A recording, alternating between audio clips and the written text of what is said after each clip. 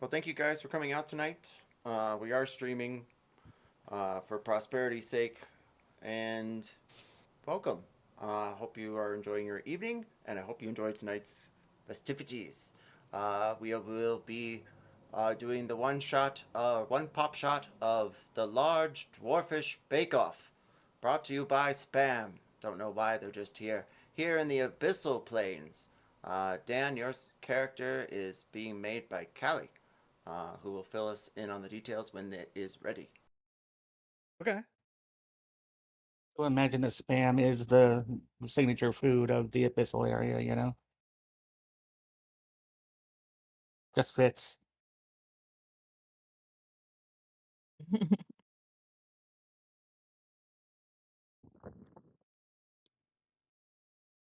Chefbot 5000, your chosen color right now is green. Would you like to change it? Green is fine.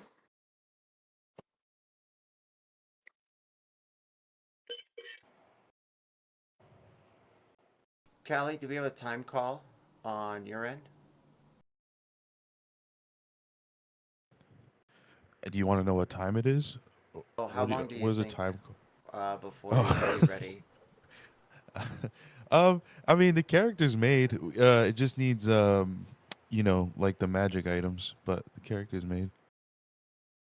Okay, well, we can figure that out. Can you throw it onto the game?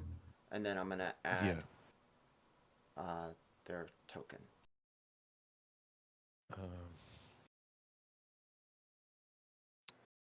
How do I do that again? Oh, the invite. Right. I got it. It's that same one pop campaign that we used for the other thing last month or earlier, whenever that was. What is time? I don't know. Okay. Okay. But if you go to D&D Beyond,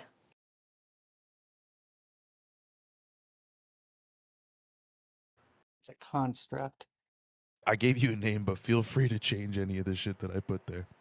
It's I was giving your character a backstory in my head while I was making it. That's fine. That's fine. And one pop. My head canon. Okay. I didn't really read the whole subclass, by the way, but you should be I think if you scroll down, they should be unassigned characters or something. Did you? is it assigned to me? Let me unassign it. Nope.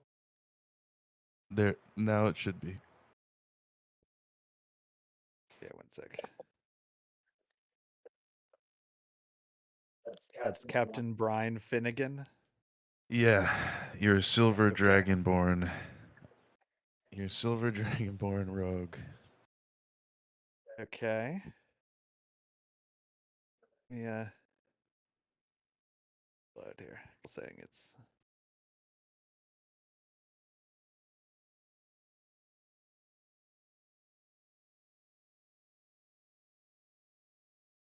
Well, it's still saying it's under your name. It's not letting you do anything with it? No. Like I can view it, but it's not. Can you click claim? Like refresh the page and see if you can click claim. I've done that a couple times, but I will try. Yeah, it's still doing it. It says player Willie Stroker, which is. Yeah. You know what? Maybe I have to leave. I think I'm gonna have to leave this other one. One sec.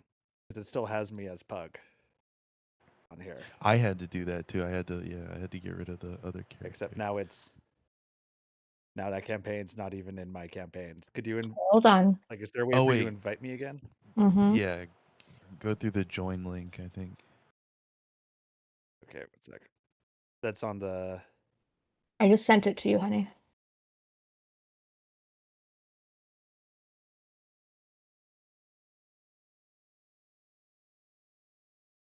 Okay. Thank you, guys. Clicking on that now. Stuff works. What is that? Why is it not clicking on it? It should say available characters in campaign, and then you can click on it. It does, and then there's Captain Brian Finnegan, but it's like It's because you have a free account, Weird. so I think you have an X amount of characters you can have created. You might need to delete that extra pug. Yeah. Make sure you delete the correct one. Yeah. Oh, Pug, One number second, you 2. guys. Sorry for the confusion. We knew him well. You're good, bro. Yeah, well, he's lower level, so. There's also just copy of Jarek Blackwood. Is level Yeah. 4? Oh, Jared. We knew you well too in the Oh, I think the Scions level we 4 one. spoke to. The wrong one. Okay. Type delete. Okay. Okay. Now.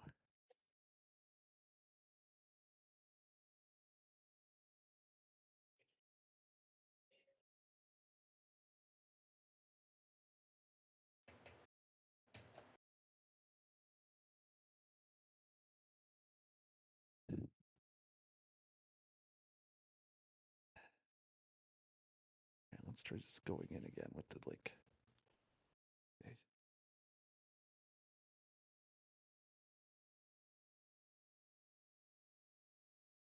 It's still acting like I don't have character slots available. Damn.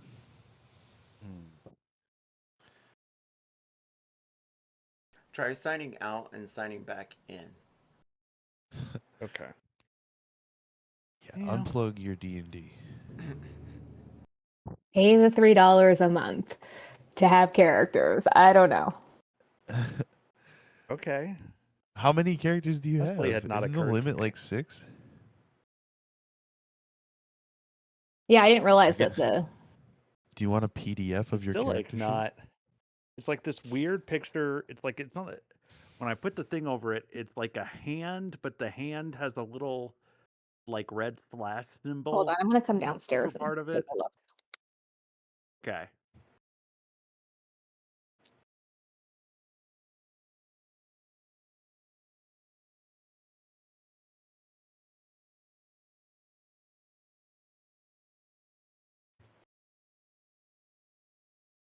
And I have a stand-in prepared.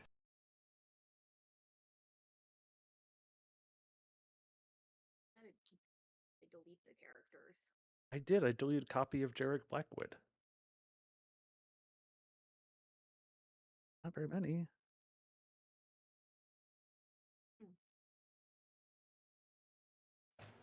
And we can delete the other pug too, but it like obviously I had 5 slots before. Stand-in token is what I have prepared. Callie, I would make the PDF just in case we have that as backup, and then send it Yeah. over to Dan so he has that. Yeah. And then Dan, if you can get a character loaded, just add them. We'll add them in some capacity, so then that way Okay. when you roll, it should show on the board. You'll just have to use the map roller, which will be at the bottom. Oh, I don't know. Actually, I know the DM board. I don't know the player board that well, but usually bottom right corner. Okay.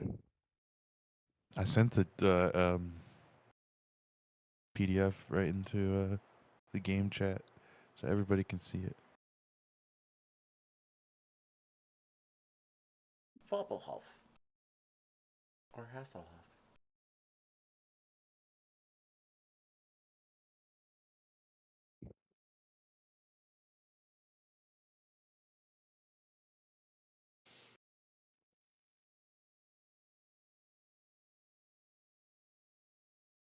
All right. We're going to do a call and just see where we're at on things. Chef, how are you doing with Cloak? I mean, Plug is very orky. How orky.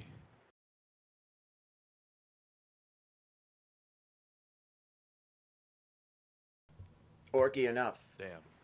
Callie, how's your character, Sir Helman Kingston?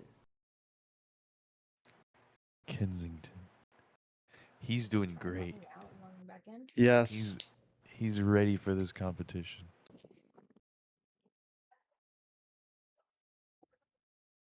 If it is a competition. I would think so, yes.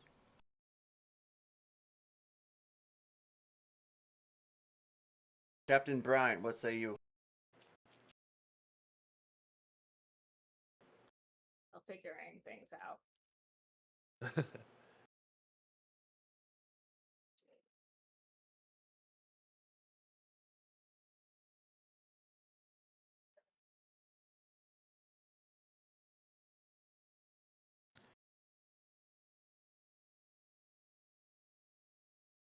Stepping away for just a sec. No problemo.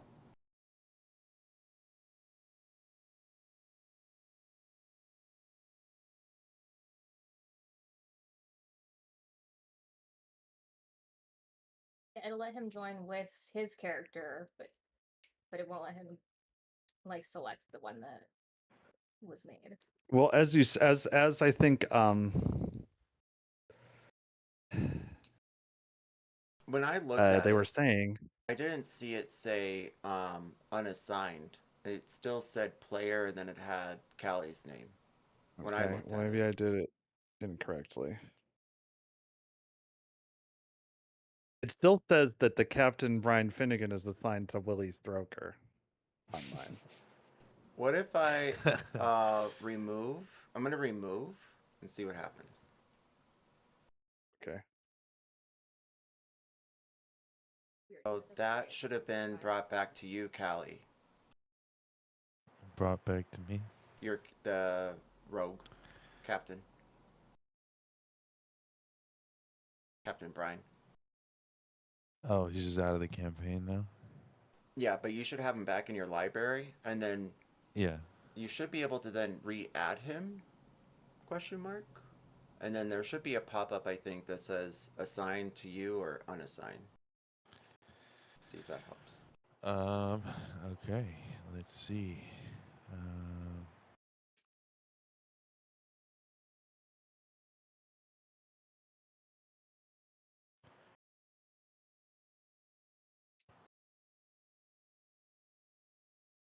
I don't see. What the fuck? This shit's haunted.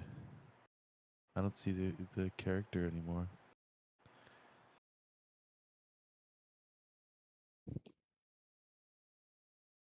All right. That's weird. Did he just did he I just just get deleted phased him out? then. Frack. No, because I have it here. Oh, and then you should I then. have it in my. I just can't. It doesn't show up to join to like all my other characters are here, but that character doesn't show up as an option to join it with. Oh. Yeah. I think D&D Beyond is having a weird problem. Yeah, I think so too. It doesn't like this character. Should I make a copy of him and try again? I'm not married to having a rogue. Like, are there other Okay. There's a bunch of pre-made pre-mades characters, that or like I'll do whatever. didn't didn't you post a bunch of pre-mades, or did I hallucinate that? You're great. I put those away. And then I used them for something else. So I'm going to make something really quick here. I mean, I don't want to hold everybody up. You're great. Oh, wait, and let me join with the copy. Are you holding that up? It's whatever Oh, D&D okay. Beyond is. Roll with that. I'm Okay. still going to finish this up. Unassigned. Sure you want. If the character is claimed by another player in your campaign, you will no longer be able to edit that character unless the other DM. Yeah. Okay. So unassign it.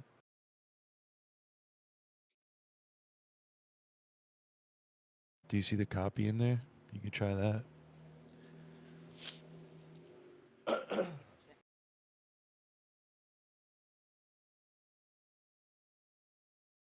Yep, that worked. That worked? Huzzah! Hell yeah. Oh, good. Okay. Cool. There you are. Thanks, everybody. Huzzah! Nice. But now your full name is copy of Captain Brian Finnegan. Even better. Well, nobody has to know that.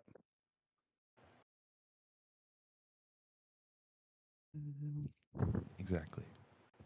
All right, Captain Brine, you should see a character token. I'm going to point that out here in a moment. If you need the link to the map, let us know. I'll send that over. Okay, one moment here. Let's do the. Could you send over the link? It's probably easiest. No problem. Bam. There we go.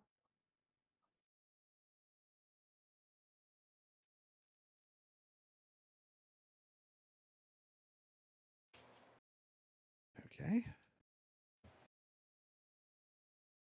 Cool.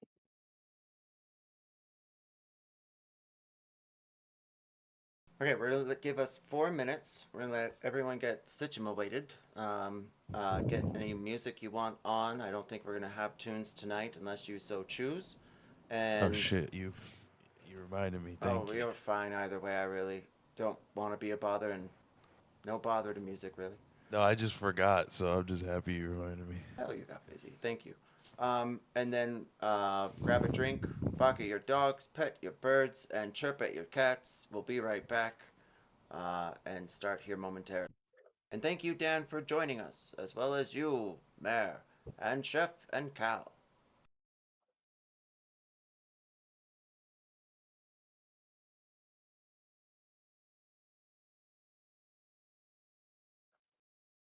So, Dally, do you regret more or less your username for D&D Beyond after hearing Willie Stroker out loud like 17 times? I'm only embarrassed by it like the first time, but then Okay. once it like that when it's found at first, I'm like, oh no. But then the more that I think about it, the more I just find it really funny. Mm-hmm.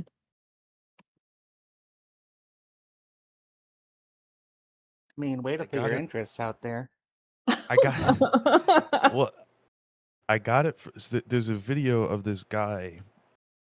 This like bald guy. He's a teacher, I think, and he has like his high school students play D&D, and one of the kids, his name, like his character's name is Willie Stroker, and that was like right around the time that I first got into D&D, like online at least, and like I was like, you know, yeah. So, The stars aligned, huh? yep.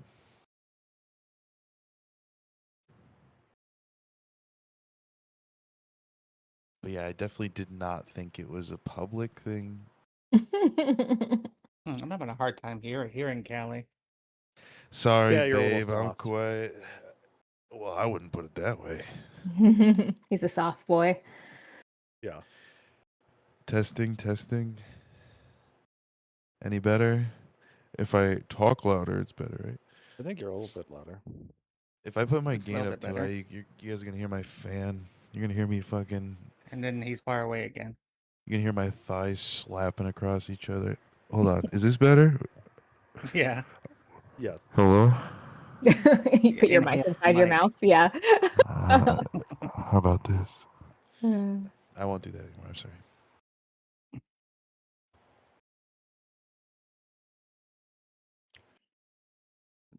No. Okay. Joe, is your Xbox still acting up? I'm still waiting on the cord. Oh, okay. What kind of fucking innuendo shit is this? What? I feel like I'm like on a sting operation. For what? I don't know. I can't hear a word he's fucking saying. I'm trying. I am deaf. Turn me up, Joe. You're all the way up. No, I'm not. Stop lying. Hold on. I can hear him. I had to do 183% to hear him. He's Oh at like no, 200 I'm for me. sorry. I'm just gonna turn up my main. All right, everybody's gonna blow my head off now. There. Now, now Hold just on. turn me down because Yep. I'll be loud. I can gas me up a bit, but I don't wanna. I'm getting scared. I don't want it to be too loud. You all Nope, you're sound good now. amazing to me. Callie, I added the bot, so that was something you needed. I just realized. Yeah. I have something playing right now. I hope you're right. I do hear your fan. Stop. It's just fucking with you. No, So you funny. fucker. I was like, Don't what fuck with fan? me. Like, you got some superb hearing over there. I was like, what? Alright, well, thank you all for coming this evening. Unbeknownst to your characters, you have been whisked away where? To the astral plane Y, to participate in a competition of sorts. A cake-off, yes. The Large Dwarfish Cake Off, only held semi-centrally. That means century, I think. Meanwhile, everyone, roll gambit. You stand in front of a crowded audience. They're above your head on a pillar. Around you is some sort of scenic view of a large mountainous, icy dwarven city. Molten lava roars from the top and smoke fills the air. You can see tiny slivers of, well, crystallized lava? Or magma, you're not sure, but it lights up the city in red hues and orange yellows. Meanwhile, with the 27 on athletics with Clug, you land abruptly in the middle of this, well, display. It's a kitchen with various sets of, well, flour and sugar and fresh fruit. It smells like gingerbread, and the smell is delightful. Or for you, you're an orc, it could be dreadful. Please introduce your character. Well, his name is Clug, and he's an orc. That's about it. Oh, and he likes potatoes. That's Excellent. about as far as I got with him. Chef I Bot like that that's 16. the first. Like, what is the most essential element of a backstory? Does he like potatoes? Well, I mean, he is a potato knight. Oops. He's a he's a fighter slash potato knight. And he's from far away, and he's a very simple man. He just likes, hitting things and eating. Hidden eat. That's what they preached back in your temples. Meanwhile, Chef Bot 5000. You were just recently doing something I'm sure was quite impressive, but then you're whisked away immediately here to a chanting audience, yelling and screaming and hollering with excitement as they see you appear with 3 others behind you. You stare at a collection of stoves, roaring hot, and in the distance, a dwarven city, a castle of things. And then your attention is suddenly drawn to what looks like some sort of spyglass on a propeller system. It whirls around your head. Alright, that's it on camera 1. Let's go to camera 2 and get the audience. You see another camera roll up around the pillar. Please introduce your character. Chef Bot 5000 is a Warforged Modoc, metallic organism designed only for cooking. He was designed originally to be a cook in the last war, and once he gained sentience, he decided he liked cooking, so now he does that professionally. And he notices the cameras and the what appears to be audience, and gives his very sharp knife a dramatic flourish / twirl.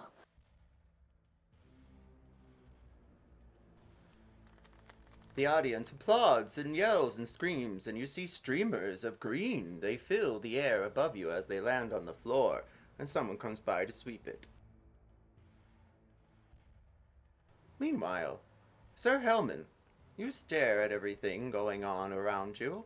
It looks like a rogue in front of you, as well as some orc. Meanwhile, next to you is some sort of anatropotic Warforged, and you stand in the middle of, well, a kitchen? Perhaps? Some sort of display of achievement? You spy around and you see in the distance along the cold mountain a large trophy-shaped item. It looks as though it's glistening against the magma that's flowing. Please introduce your character. Sir Hellman Kensington is a sort of like retired war battle ready or battle hardened. Sorry, that's the word as I'm looking for. Like aristocrat. He's like a noble who has seen battle,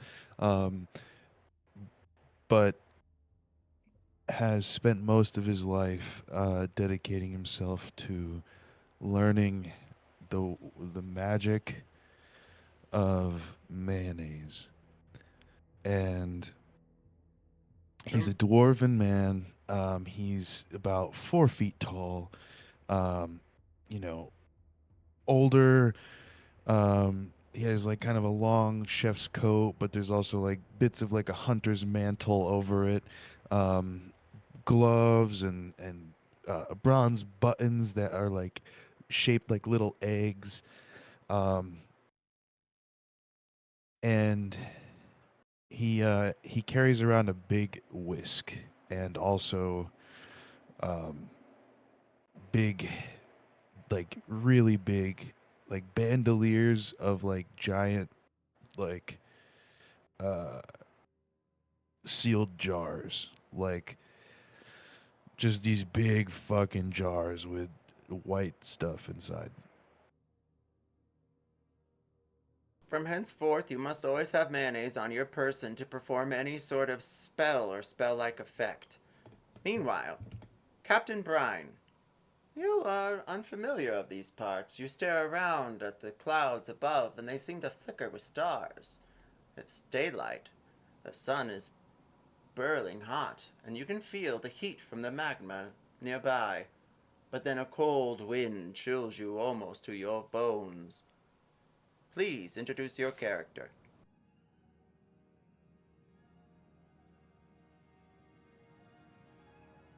Captain It's Brine. muted.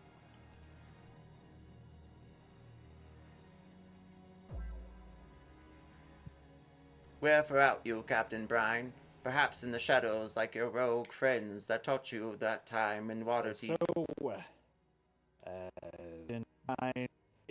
That's me. I am a dragonborn. Speaking from the shadows, a dragonborn. What? Oh, he's like super laggy. That's weird. Hear me? Can you hear me? You're very robotic. Okay. Maybe try leaving the chat and coming back in. Okay. Or you guys could just switch characters. Yeah. Alright. Any better? Yes. 1,000 Okay. times better. I am Captain Brian Finnegan. I am a dragonborn with blue scales because I am descended from ice dragons, kind of. But I am wearing kind of a sea captain's outfit, though it's certainly seen better days. I've clearly just kind of been wearing it for years. And I speak in a accent from the West Country of England for no discernible reason. Arr. And also, I am renowned as the best seafood cook on the 12 seas. Oh, that's my character. You hear a roar of applause above your head, and you then hear an announcement echoing through almost the floor. Welcome, one and all, to the great, largish, dwarfish Cake Off Everest! And you hear them all applaud again. A collection of audience you have not seen, well, sitting next to each other here in the astral realm. All right, we've got our 5 competitors here. The one, the only, the brave, the true, the Kalog. You hear them all scream, and one of them faints almost off the edge, and you see blue streamers roll by. And then, that's right, ladies and gentlemen, the terrible, whirly one of the seas. All, well, 16 of them, it would seem. Captain Brine. And then, well, purple streamers after that. Meanwhile, he introduces next Chef 2000, another whirl of green. That's right, ladies and gentlemen. That's right, we've got them tonight. 5,000, not 4, but 5. You hear them all holler again, especially there in the distance. And then they turn to Sir Helman and his jars of mayonnaise. They glitter in the light as the spotlight hits him. And we've got the one true magician of sorts, the one, the only, Sir Helman.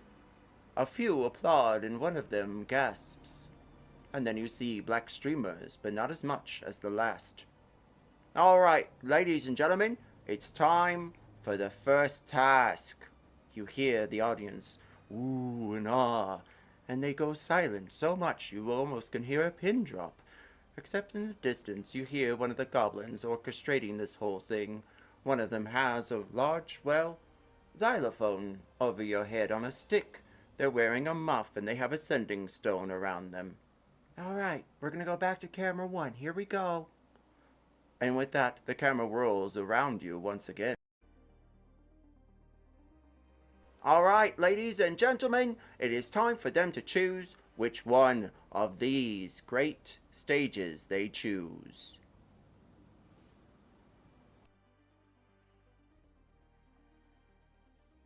Plug no light camera.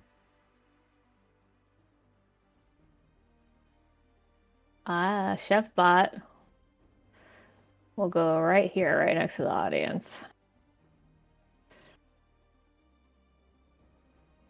Okay. And which one is? Yep. I'm going to the one that matches my I was right token. kind of about the blue scales. Is there one with? You're the guy with the pink circle. I guess they're all similar. Okay, I will go over here then.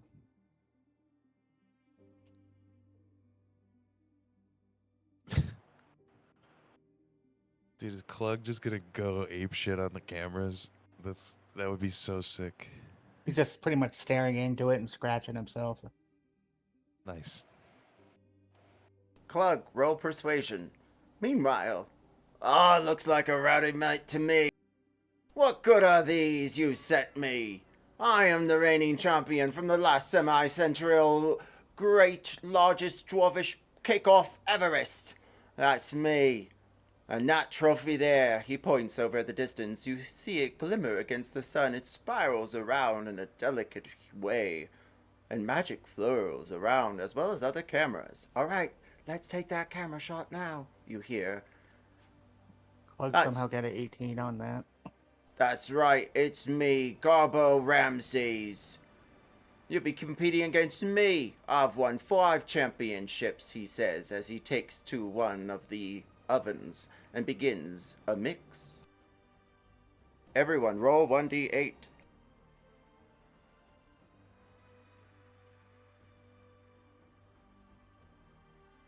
Oh, wait, I need to change my dice real quick.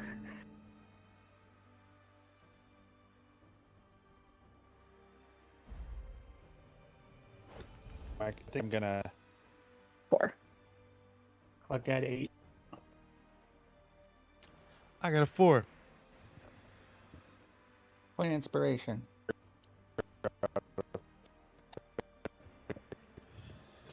A second, but I am trying.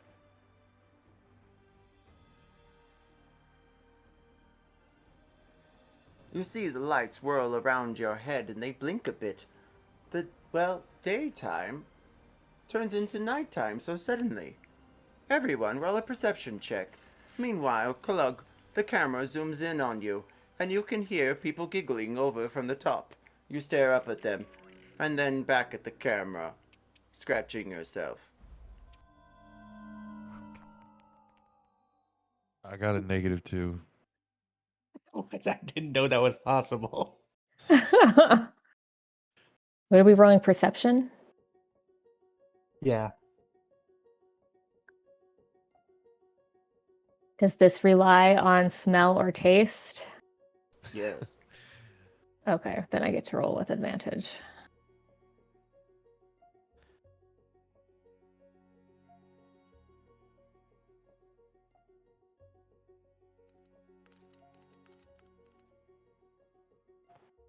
which was a 14. Okay. Kalug and Chef bought 5,000. You stare above your heads and can tell that there's something magical going on, though you can smell what seems like moonflowers because of the light night above you. It seems as though it's all completely fabricated. Even the stoves. They close in such a way that they click ever so slightly, but they're not made from real iron at all. But they seem to operate slightly as they would.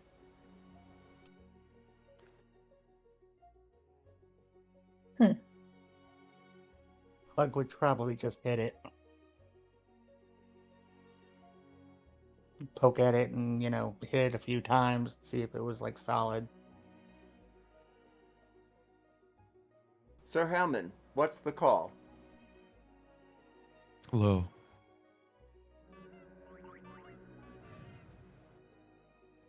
Damn. As you stare up into the sky, it's the, mightiest one you've ever seen. And then you turn back to your mixing ingredients and things. You find all of the fresh fruits. It looks like berries.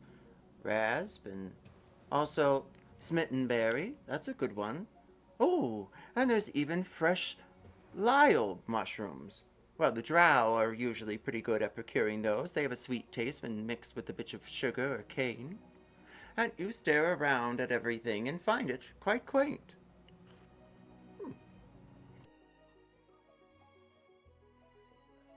Meanwhile, then suddenly the lights flicker again, and this time they're black and red. They appear somewhere near Kalug and Captain Brine. They seem to glow right by their side. And then suddenly, it appears 5 doors. 5 different doors, each depicting a different picture of sorts. There's a corridor and a tower, a valley and a star. What could that mean? And then you hear a booming voice over the floor again. That's right, ladies and gentlemen, it's time to introduce the maze of ingredient. Ooh, says the entire crowd above your heads. That's right. Throughout the entire show and all the tasks laid out for our dear friends here, our competitors, they will be choosing which one of these 5 doors they will procure the secret ingredient from. Now, once they realize what the secret ingredient is, they may give it to the other competitors or take it for themselves. That's right. And you hear the entire crowd begin to wail, "Take it! Leave it!" etc.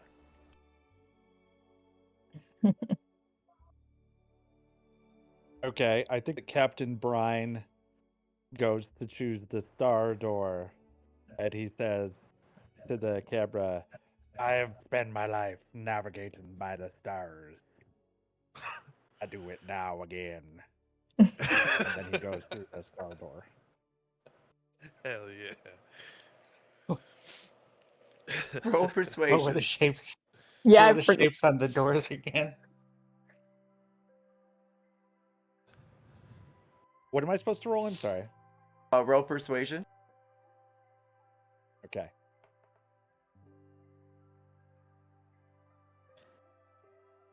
That is a 10.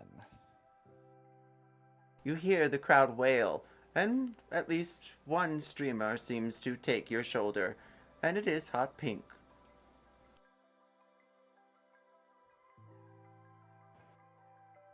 I think I keep it on. You twirl it around your side like a sash. Sure. Yes.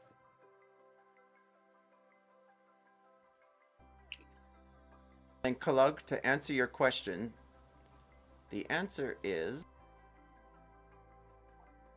there is one of clouds and a valley. They seem to shape around an enchanted mountain. Roll history. Sure what it is exactly in the distance, and as you peer at the other ones, you have quite the same, vibe. You stare at one that looks like a setting sun, then a tower there built along what would seem an icy northern range, a corridor leading to a lantern, and a star amongst others, which has already been chosen by the dear Captain Brine. Clug likes mountains. Is that the mountain door? We'll go there. It has one or two, yes. Meanwhile, what did the rest of you do as you see them walk up and choose a door? I will also choose a door, but I like disassociated for a second. So like I can't I only know mountain and star as the choices. So if you could please repeat the others. It is mountain, sunset, strange object, hallway, star. Okay. I think Chef Bot 5000 will go for sunset. Okay. Well, I wanted sunset. Okay, I'll go to the strange object, I guess. This On obelisk a mountain. in the ice, in the tundra. You see Gorbo Ramsey walk up with a thud under his foot. You make your decisions. You happy with them? Anyone care to change? There's one door right here. The corridor.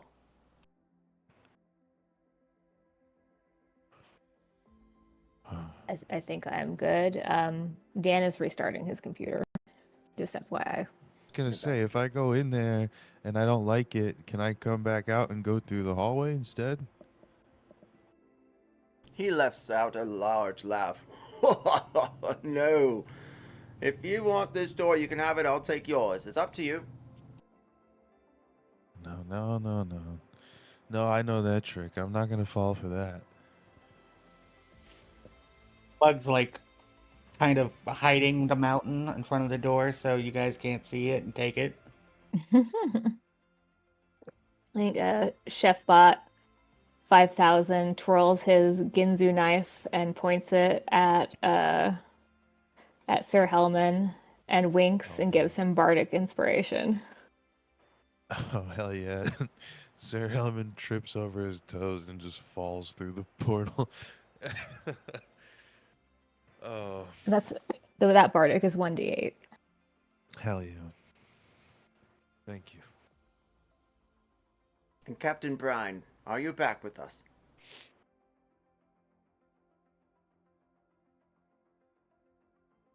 We'll find out here shortly. Oh, yes? I've never had any. This is me. Sorry, did you not hear me before? From the shadows, you creep, and What we was do that? hear you speak. Okay, no, I was. Sorry about that. My computer has literally never done that before. I don't know what happened, though. Anyway, I am back now. My apologies. Well, welcome back, Captain Brine. Suddenly, the door's in front of you. It's neat. And then you see, one by one, ways forward. Decisions have been made. Oh, shit. All right. Well.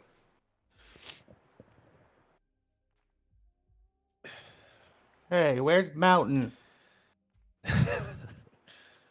You pick up the sheet, Kalug, and find that it's, well, a tapestry now. The door that was in front of you is a sheet now. Perhaps it's something you could wear or take in your bag. As a souvenir? Yeah, he probably would just stuff it in the bag and just walk right in. As Klug walks in. What? Stop immediately, Klug, as well as the rest of you, as an event happens and you hear a chime go through the entire corridor from under the floors. Klug, make, well, a dexterity save. Bum, bum, bum. 22. And with that, what's the call? Hi. Well, we suck. You leap forward under what seems to be some sort of trap. The entire audience screams, and they, well, begin to throw your blue streamers. You may all continue forward again.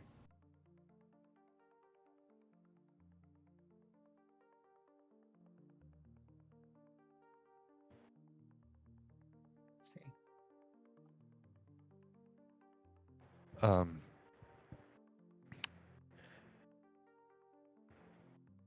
Hellman reaches into his bag, and when I say his bag, it's really just a gigantic jar of mayonnaise that he keeps things in. So it's like mayonnaise, but then inside the mayonnaise are like items. And he pulls out an entire egg from within the mayonnaise, and it's like an ostrich egg, and he puts it on the floor, and little feet break out from the bottom of the the shell, and then it just this mayonnaise covered egg with 2 feet just starts walking down the hallway as he casts the mayonnaise version of Find Familiar.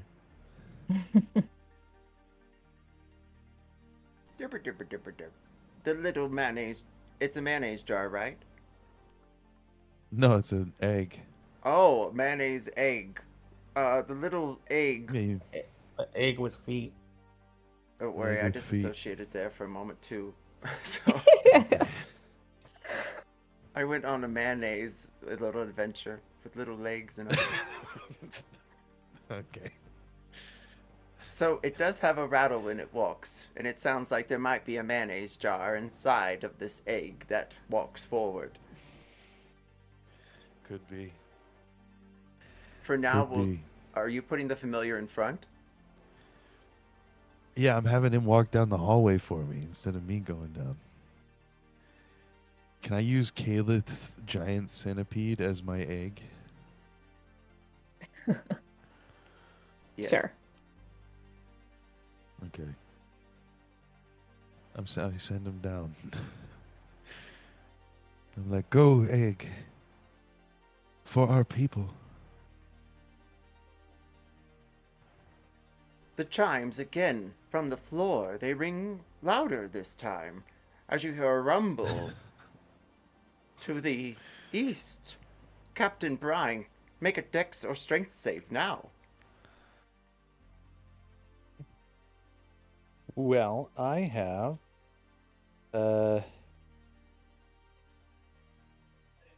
Anyway, I have proficiency in dexterity saving throws, so let's do this. 29.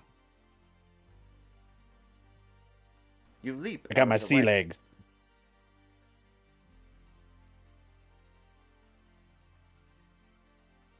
Wow.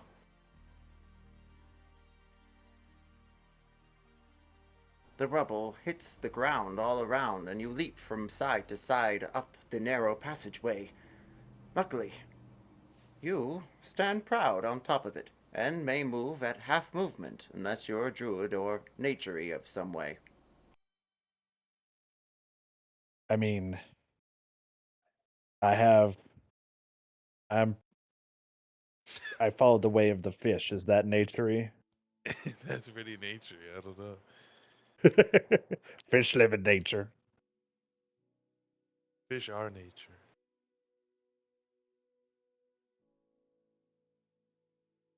Chatbot 5000. You come to a crossroads and you can see what looks like Klug over around the corner to your left. And now Klug also sees some sort of very large, well, armor of sorts. It stands. It looks empty. And then you have a decision to go left or right as Klug begins to walk forward. He sees a dead end to his left. I don't want to get in Cloug's way, so I'm going to go this direction. I start to follow my egg. And then, unfortunately, you find also a dead end on your end. You hear the crowd all in the background. Oh, I'm so sorry there, Kalug and Dear 5000. You have chosen the incorrect doors, but feel free to take the tapestries with you. Alls are dumb. Klug, stop immediately and make a dex save again.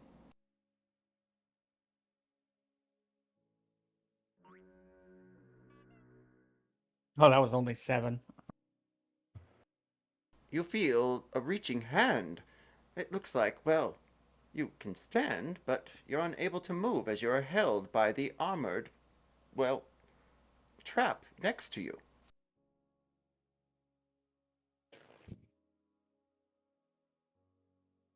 Can I Don't try know to what to do with that. help give him the help action to get out of the trap? Or can I try to disable the trap, like with a sleight of hand? You may. And you may also try to use an athletics check there, Klug, to break away from this grabbing hand next to you. Oh, that was bad. 13 for a sleight of hand. Stop, dumb armor. Okay, yeah, that's a 28. I loosened it for you. Yeah. You Thank free you, him, Metal Man. and you hear the entire audience applaud, and they throw your streamers in your direction.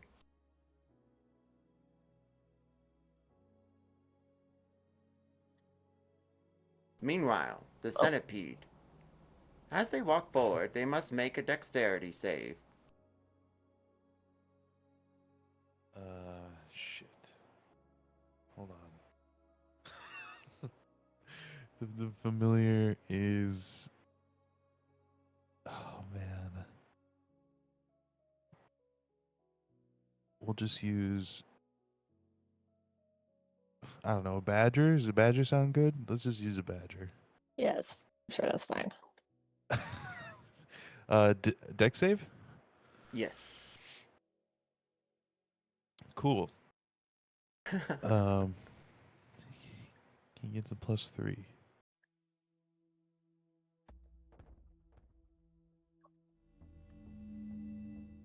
Very nimble egg. Did it show the roll? It didn't show the roll, did it? I don't even see Yeah. what it was. You see the roll? Oh wait, no, the dice disappeared. Yeah. Yeah. That was weird. What is wrong with me? D&D Beyond. There you go. Yeah, 17. 14. 17 total. A boulder begins to move, and it, well, then falls right on the centipede, crushing them into pieces. Bye, Pinchy. It's an egg. It's not a. No. Oh, Okay. well, the egg. A centipede rolls out. It's horrifying. It takes 29 damage. The centipede is stuck, incapacitated under the boulder, if it survived. The egg, I mean. I don't think it did. Oh, little fella.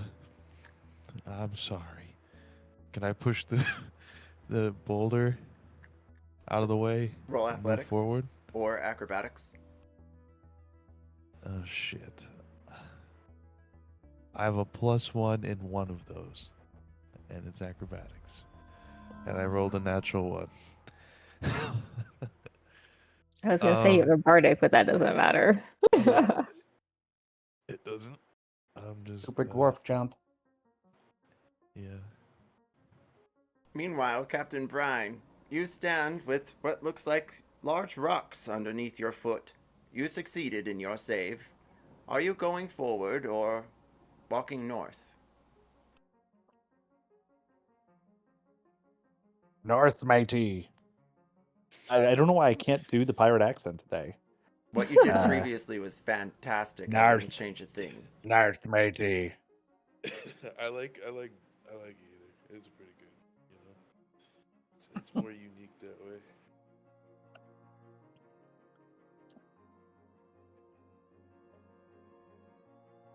Sir Hellman, what's the call? 1 million.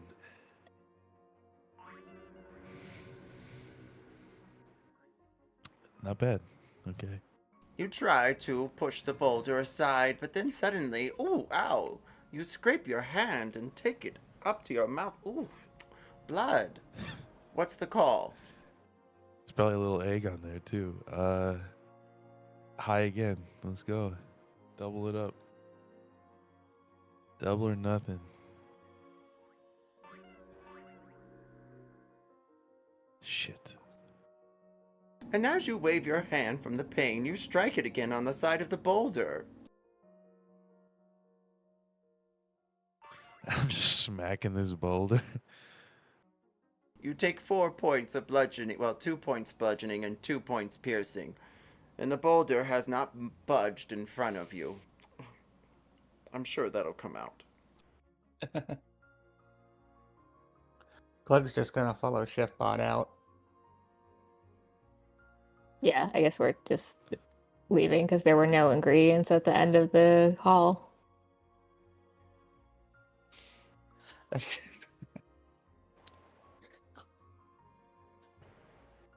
We can always cheat.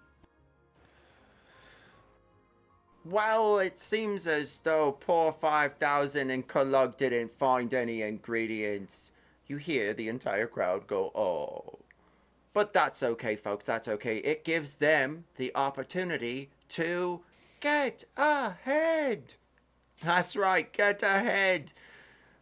That means that both 5000 and Klug right now can start working on those magnificent cakes. That's right, the winner here today of the Great Dwarf'ish, or the Large Dwarfin Cake Off, will receive 50,000 gold pieces. Whoa, says the crowd above. Ooh. And that's not all. They'll also get the trophy of being the largest Dwarfish Cake Off Everest. And you see the lights appear in the middle of the area. The trophy, it stands at least 200 feet high, and it whirls around with sparks of arcade. You see the camera zoom in and then back out as they whirl around. And get ready for this, ladies and gentlemen. This from the higher-ups, I tell you, it is one wish for the winner. That's right, a wish spell granted to the winner today. If they win, they cake off. You hear the entire crowd begin to, well, applaud. Meanwhile, Captain Brine, you move forward and you can see the hallway etches back towards the west. Sir Hellman, you are still stuck Just behind wanna a boulder. Klug is looking all around his station for the head. Roll investigation.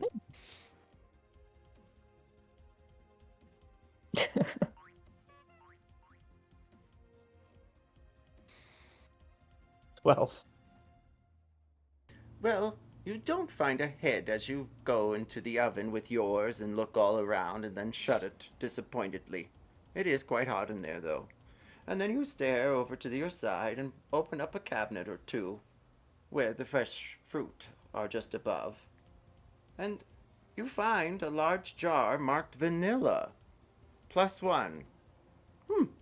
You set it over to your counter, and then you begin to mix something together for the cake, or do you continue to debate what exactly you're making today here in the astral realm for this dwarfish bake-off that you seem to be compelled to be part of?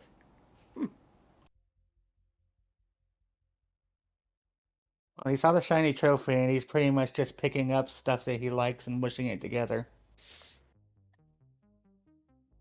I like your moxie. You receive advantage when you have to make a roll for whatever you are making later this evening. Meanwhile, 5000, Okay. what do you do as you get to your station? I think I start to put stuff together to make a cake. Any particular flavor or concept currently? Well, I have a Mary Berry cake, Mary Berry, which seemed appropriate for this, that I might use as an ingredient for like a fruit flavored kind of filling kind of cake. You see the The camera Mary zoom around Berry both has of you. What's that? I was just gonna say the Mary Berry, when it's cooked, the creature that eats the fruit has advantage on intelligence and wisdom checks that rely on smell or taste for the next 24 hours. So hopefully that'll give me a little bit of an edge in the competition. You see the creature above your head with the multiple faces break out, well, opera glasses from each of their hands, and they tend to pull all of their faces to the edge of their head, and they stare down at you from at least 50 feet up. Says one. Shh, says another.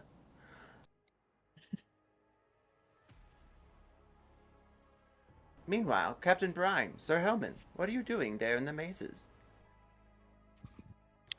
I think Captain Brine is still going forward until something happens. So he goes as far down the corridor here. Okay, so. Oh. Okay. In that case, Captain Brine is going to go the other way. Oh, Gonna go down I just this moved the camera. hallway. I didn't mean to. How dare you? No problem. All right, Captain Brine. As you go back down the other hall, well, it looks the same almost.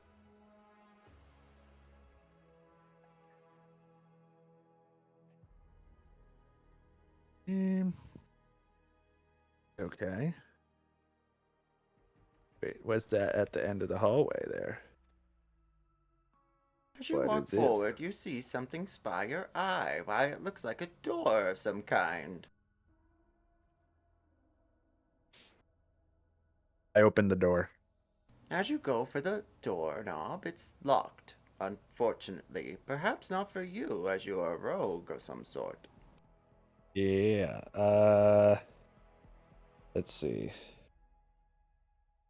Yeah, I would like to. What's my inventory here? I have thieves' tools, so I would like to attempt to pick the lock. Roll sleight of hand. So That is a natural 20, and I have plus 15 to sleight of hand, so it is a 35. I think that door is open. I Was just it like never even touch really it. locked? The door is not ajar, but it is unlocked. And you hear from the other side a collection of voices, it sounds like, though obscure. And we're going to take a 5-minute break and come right back, as I need to grab another drink. Well, at least some water. All right, we'll see you soon. Prepare for your calls there, Captain Brine. Okay.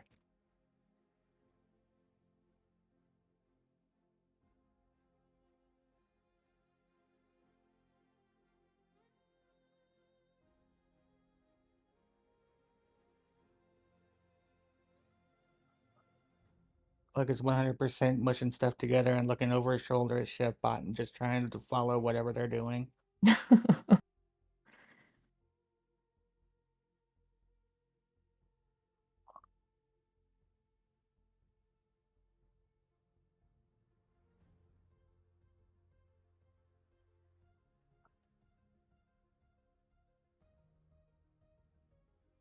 So was the movie good? Yeah, it was pretty good.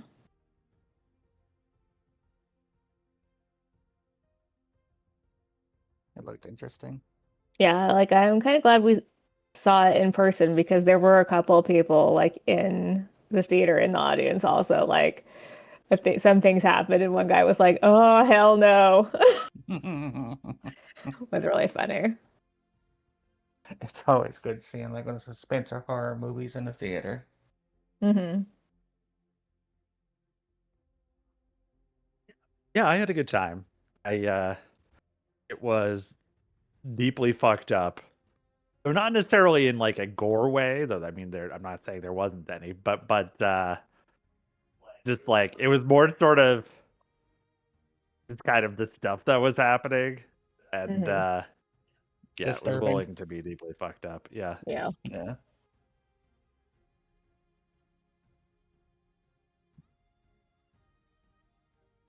It's on the list. I haven't actually seen a horror movie in theaters in a long time. I think the last one was like, God. It was like The Devil's Rejects or like Emily Rose or something. Hmm. A long time ago. Like a solid 15 years ago, I think. Yeah, a long time ago. Okay, I'm back. Sir Hellman, before we do the call, wait, Sir Hellman, are you present? All right, we'll talk later.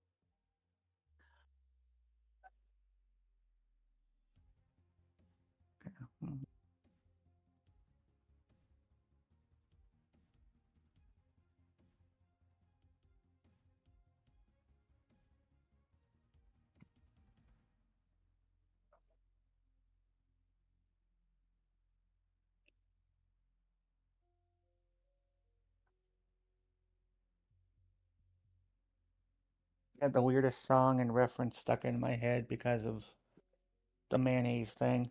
Oh gosh. I can Well, only even imagine. do you remember the show Drawn Together on Comedy Central? Yes. And like one of the first episodes, the princess, it was like a Disney song ripoff, and it was talking about kissing a black girl.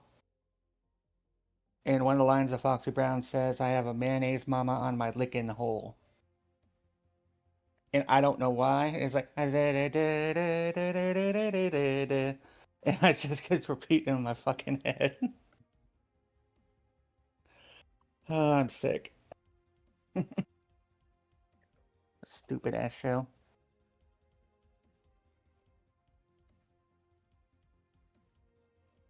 That's funny though. No, it's all in your heads. Having never seen that show, it is not. I can guarantee you. Nope. Yeah. I'm gonna make sure it is.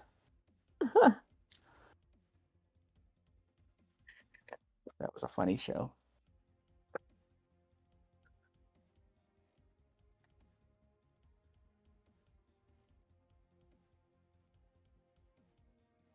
Captain Brine, you stand in front of the door you unlocked effortlessly. It almost clicked itself open. But it is still not ajar. It is closed for now. What do you decide to do?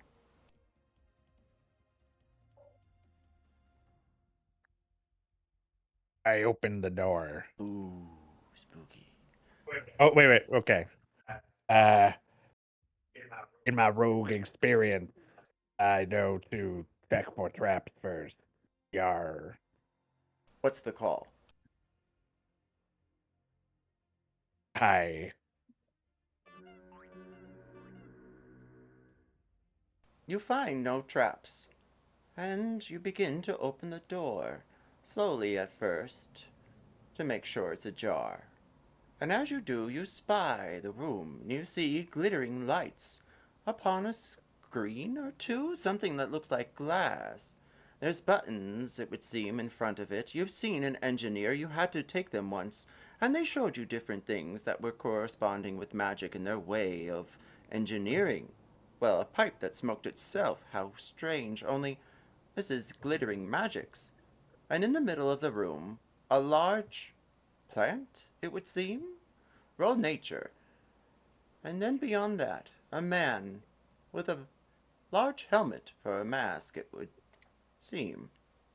He stares, well, at one of the screens, and he seems to be talking into a sending stone. Make sure you get the sweat on him, he says. And keep away from that figure over there. You get too close, and they start to look, well, like one of those magpie mud bummers we had last season.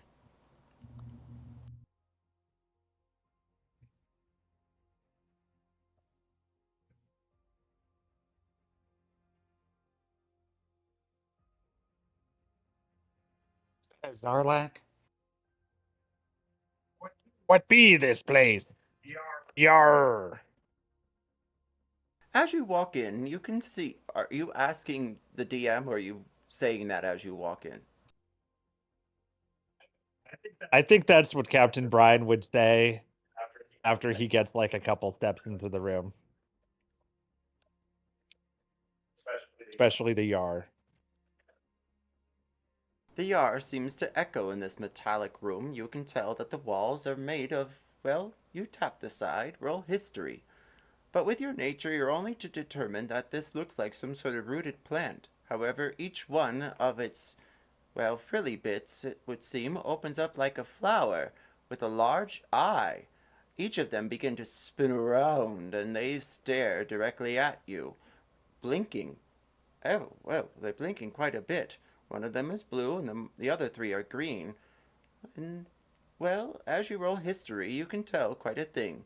This room is made of some sort of mithril, the entire thing, and that's why it echoes almost everything. And beyond that, you can tell that these plants look like, well, the ends of some beholders you've slain, especially out in the ruins of Karnath.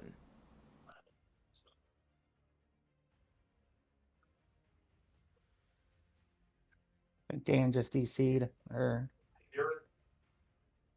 Did you just disconnect, or was that Callie?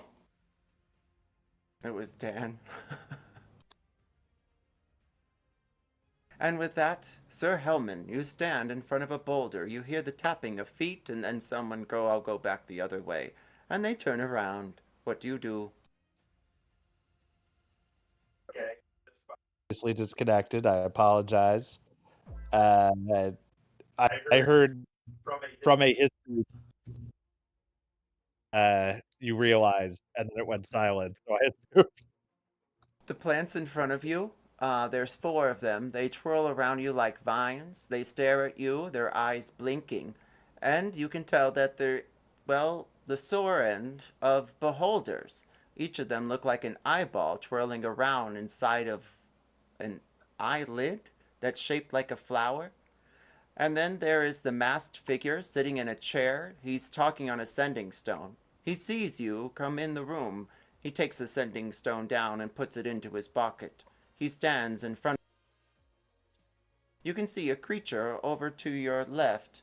It sits on top of a shelf, marked with different papers, as well as, well, looks like some sort of steel boxes. They're thin and kind of circular shaped like an octagon. You have to return to the competition.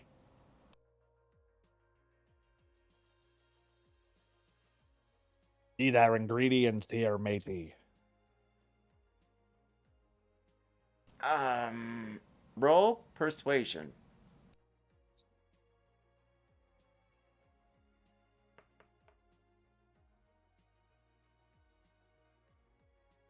Now, I should also point out that one of my powers is that I smell bad, so I probably am not super persuasive. Everyone did receive a point of inspiration for arriving this evening. Okay. I also have a bunch of luck points, but yeah, I'll use the inspiration, give that another try. Much better. That's the dirty 20. You see the lights flicker, and he looks at them for a moment, and then back at you. Come this way, he says in a monotone voice.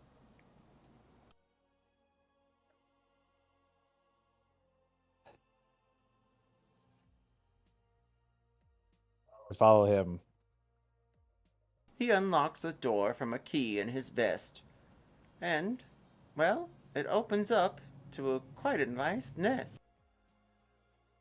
It looks like a large pantry room of sorts. Anything you would ever dream of. There's refrigerators made of glass, and emerald gold is gleaming from them. They look as though they have, well, yes. They even have an entire section of sea urchins, as well as rainbow trout, rainbow flounder, ooh, and even those fishy things with the little tingles at the bottom. I can never remember the name of those. You'll fill us in later. But then you see the most remarkable thing. That's right, an entire display made exactly for Spam, the sponsor tonight. And you then see a woman. She stares over at you. Oh gosh, you came in that way. And then the door shuts immediately and is locked from behind you. You stare over to the side, roll perception. Okay. I have advantage on perception. It's a 29. Captain Brian is juiced up. You're Yeah, it's a welcome. 29. With your 29, you also see a table of vials, different, well, ingredients and syrups, as well as, well, essence of. And then you spy a couple barrels. They look like, well, sugar and, well, fresh milk. But almost like a syrup, it would seem, with an oil. And then you look over to the side and you see a remarkable thing, a very large beast, but he looks unanimated. Perhaps a warforged of some kind. But then you spy a large platform, though there's no stairwells leading up to it. It's quite a large push up 20 feet. But you stand there in the pantry, able to grab whatever ingredients you may need. The rest of you all hear a chime again under the floor, and it appears that lights sparkle on one by one. You hear them flash. Boom, boom, boom. And then you see a pantry appear over to your right or left. Oh, okay. Well, Wait, they all get to see it too? Chef Bot is gonna make a run for the pantry. Yeah, okay. So Captain Brian is gonna first grab some fish, salted fish, and also the ingredients for a cake. So flour, sugar, that kind of stuff. Eggs, I assume. Yeah. And also he's gonna ask the nice lady, be there fondant here? Yar. Oh my, oh! She sees 5,000 rush into the pantry. If you have any questions, let me know. Oh, hello, Captain Brian. Yes, fondant. It's going to be right over there, love. And she points at, well, one of the cabinets. I'll mark here out for you. There. Okay. Not over there. Yeah. Yeah. So after I've gotten all the other stuff, I go over and grab some fondant as well. You see 3 large, well, boxes, and they read fondant. Inside is a very large mixture of it. Do you take all 3 or just the one? I think I probably don't need that much of it, so just the one. I'm not like trying to like hoard everything that I don't actually need. That being said, Chef bought He's 5,000. a pirate. He's not a. He's a pirate. He's not a asshole. He's not a dread pirate. Yeah. All right.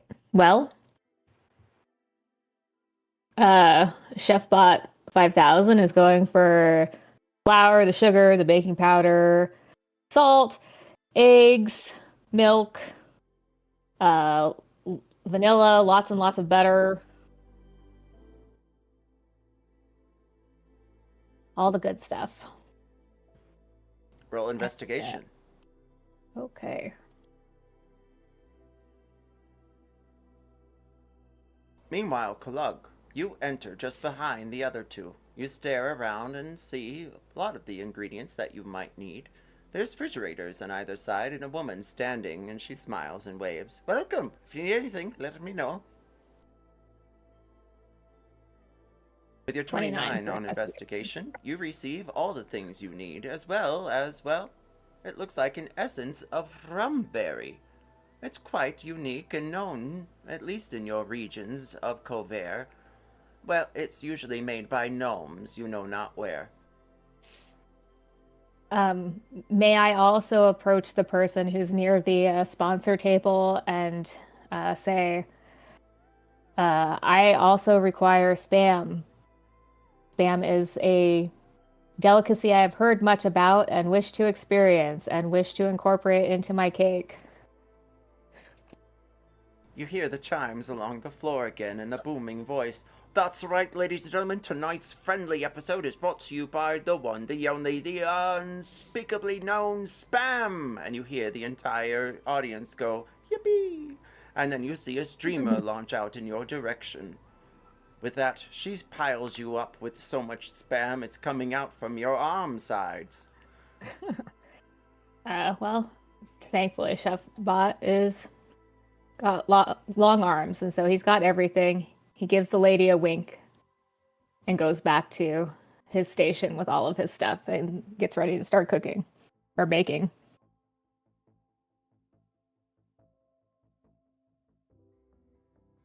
Clug and Sir Helman, what are you doing as you stand there in the pantry, or you, Sir Helman, still staring at the boulder?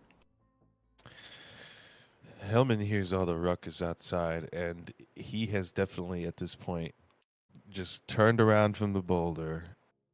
Little meta, but I've also not been here the whole time. So we'll say, at some point, he comes out here, and I think he kind of gets wind of what's going on in the pantry, but he just skips over ahead back to his station. And is this a door over here? What is this over here? That is a door to the south. Okay. I'm going to cast a spell. Which I don't know if I don't need. Yeah, okay. So I am going to cast Mordenkainen's Magnificent Mansion. So Oh my gosh. he just finds a place in here and just opens up this giant kitchen with like copper pans hanging down, like just all these counters and these ovens and herbs hanging down, and all like there's spectral like servants wearing chefs outfits, and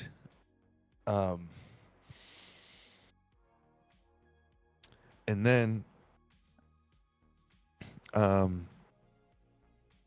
I think I think he just goes in there and he just starts like prestidigitating all the stoves and like areas to make sure that the butter is like soft but not melting and not too cold. The dough is warm, like just kind of going around keeping things like constantly with prestidigitation, just going through.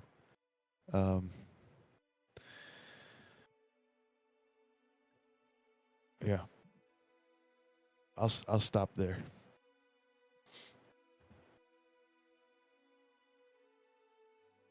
Helman's mannered mansion appears there at the threshold, to the abyssal plane. Keep that in mind, kids. And, thankfully, nothing strange happens. But your mansion doors spring wide, and you can see a large house on the other side. And as you walk in, your servants attend to your every whim as they bring you whatever ingredients you may need. And keep that in mind for future times. Yeah, there's also like fucking like 50-gallon drums of mayonnaise, but they're all glass jars so you can see what's inside. And that's Aged. how you know it's mayonnaise, because it's just just gigantic.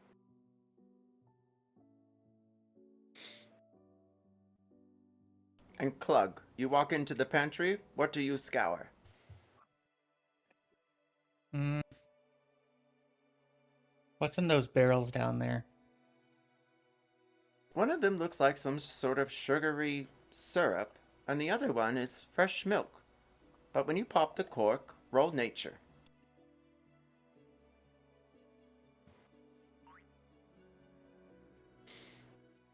Seven. It smells sweet, but not exactly sour either. It's awfully cold. Do you taste it?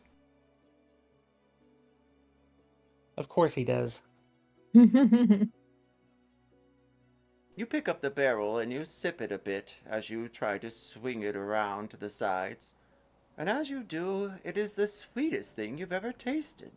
It reminds you of, well, picnics, as well as Sunday afternoon, if there was one, and then you're whisked away into your, well, orcish brain. And remember that you enjoy no picnics, but if you did, it would be one of these. Well, he's very big and strong, so he'd probably just pick up the barrel and drag it behind him, find a sack, dump whatever is in it out, whether it be like onions or something, and then just start copying whatever Chef bought and Captain Brine, whatever tables, and just throw it all in the sack messily. It could be like booze, it could be lettuce, he doesn't know. He's just kind of piling shit into a sack and dragging the barrel behind him. You pick up a piece of fondant, one of the three, there's only one left, and then you walk over and grab some trout that was left by dear Captain Brine, and as well as a single can of Spam. Spam, good. But yes, so it's just a sack full of random stuff. Pretty much anything it just like full. And he drags it all back to his station along with the barrel. Clug, as you return, you see what seems to be the assistant around here walk through the room heading towards Ramsay. Meanwhile, Captain Brine, you're still staring at the fondant. Do you want to return to your station, or is there anything else you might need? I have all the cake ingredients and fish and fondant. And is there any spam left? I'll grab some spam too. And then I go back to my station. Unfortunately, there was no Spam left. It looks like Clug got Okay. the last tin. Okay. I have several cans, so I will be a generous contestant to my co-contestant and toss one to Captain Brine. Bug share too, if necessary. Maybe as I don't know. You be a mint, robot. I was trying to think of what a pirate would say. That did not work. So yeah, It translated. I take it and then I start working on my cake. With that, another chime goes off, and you hear it echo all around.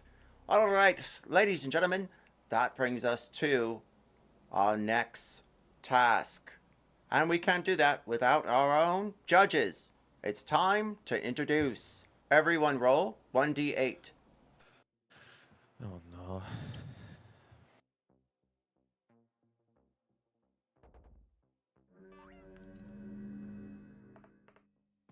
Or 7, 7, 7, 7. 3, 11. Well, looks like the sevens have it. Klug and Halman, you both receive a point of inspiration. Nice. Plug inspired.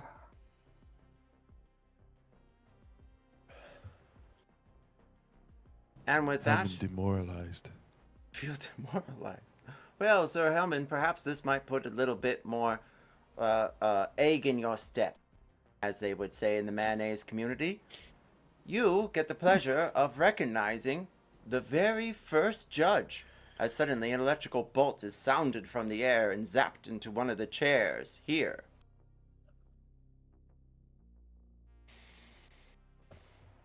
Mm-hmm. And they appear. They wear some sort of white face. It looks like a mask. Though when they move, they seem to talk with it. Why, they're Warforged. They wear a crown resembling that of a... No, it couldn't be. Why, yes, it is. A mayonnaise jar, of all things. It begins to outstretch down around their back and to their... Well, a delightful cape that almost looks like... No, it couldn't be. Why, yes, it is. Shimmering mayonnaise in almost like a pool, like a vat. It's some enchanted cape that begins to swirl into shape all around them as they sit, and then they wave to everyone. Who are they? Popeye. Popeye, the mayonnaise man. Yes, he's quite popular. Chef Bot applauds.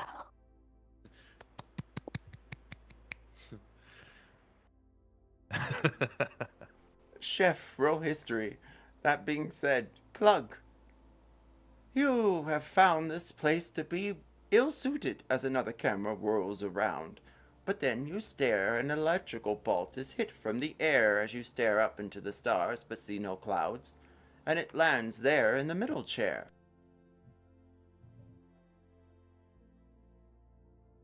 They are some famed orcish princess.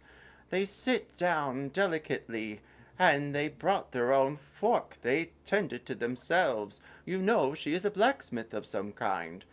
What is her name? That's obviously Princess Grunkalina.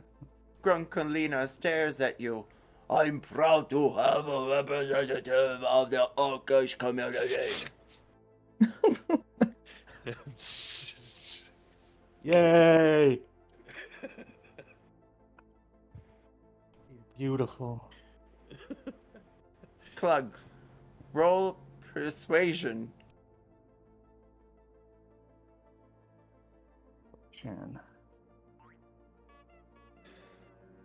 16. You see blue streamers hit the air as she makes a mighty thumping on her chest, a roar in your direction. Oh! And then suddenly, Chef 5000, your applause of the first two judges, well, I bet that's nothing compared to the third chair that electric bolts all around. Why? I was muted, but I said that I was smitten and I was holding my chest. That was all, sorry. Love at first tusk, I guess. And you stare over 5000 at the most beautiful woman you've ever seen in your life, but you remember her from posters there of your life. What is her name? Mariel Burial. Mariel Burial, that's right. She's the great performer of what quite an artistic format? Drag. Of drag. She stares at you, and she smiles with a hue of happiness. Her lips are pressed with blue crystallized gems, and her mascara goes up to the bends of her forehead. Her hair is magnificent, though there is no wind right now. It still blows all around. That's right, we've got our judges here tonight. The magnificent Mariel Burial as well as Princess Clug. Grunkalina. What is it? Grunkalina. Conkalina or Conkalina or Conkalina. Grunkalina. Oh, that's it. And then, of course, our grand champion from centuries and eons ago of this very cake-off competition, the great. We defer back to Hellman for this one. What name did you give them? Who? Oh, did you give them a name? What's their name? Your mayonnaise representative. You talking about Popeye? Popeye, that's Yeah. right, the mayonnaise man. Oh, yes, Popeye. I'm gonna need that every time until I put it to memory. Popeye, the mayonnaise man, sits with the rest of the judges. I'm sorry. You can't ask me for names on the spot and not expect things like that. It's great. And then another chime, and the entire audience goes, ooh. Oh, it's that time, ladies and gentlemen. Time for the fire challenge. Ooh. That's right, contenders. You are all tasked immediately with having to make a one-of-a-kind pie. That pie must have the ingredients that taste ever so delicious that it sends our judges here to the next level. That's right, we're talking about the ninth dimension here, ladies and gentlemen. So, break out your pie crusting abilities and make it snappy. You only got 30 minutes. And then a giant clock appears overhead, beginning to count down the seconds. Well, ChefBot 5000 has a custom oven in his chest that he will use to cook his pie. But he's gonna go back to the pantry and grab some heavy cream and some chocolate. As you walk into the pantry this time, you notice all of the refrigerators flicker. It seems as though everything has been condensed down to one serving. Whatever you take, well, besides the Spam, as there is none left, well, will be the last of it. Keep that in mind. At least it seems that way for now. Okay. Well, I take the last of the chocolate and the heavy cream, and then I come back.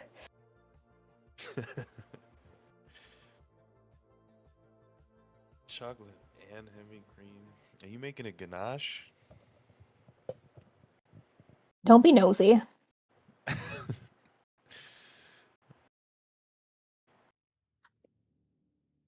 Pug's just making a meat pie that his mom used to make with half the can of Spam and whatever the hell else he has right there.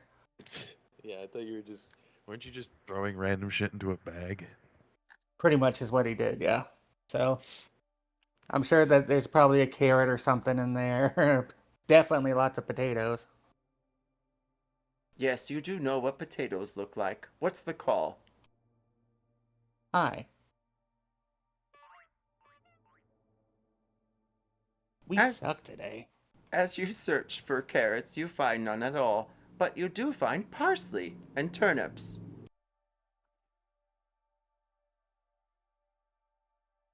It just shrugs and mushes it up with his hands and puts it in the pie crust. That way he had managed it. It was just like what the hell? I'm sure. Did he find some sheets of like puff pastry or anything? You making a pie at a cake contest? We gotta make pies. It's the pie. Yeah, it's the Pretty pie much. round. Oh, did I miss that? Yeah. Yes. Oh my god. Shit. Oh, fuck. That's why you were laughing at my meat pie. Hellman starts running around, just telling all of his servants, listen, I had it wrong. I missed it. We aren't making the cake yet. Put everything on hold, okay? We need to change course. And he just starts working on a pie. What were the rules? Did we get rules? Did I space out? Was it my turn to dissociate? The pie that you choose must be ever so amazing to the judges. 3 judges is Popeye the Mayonnaise Man, Princess, I defer to Clug, and Meryl Barrel, a performer of drag, and they are well known. Nice. Okay. Okay, I can work with that.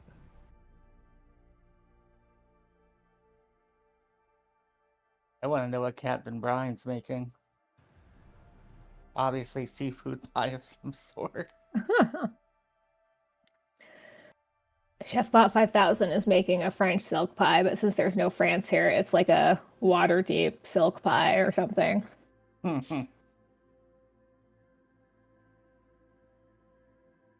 Captain Brian is making a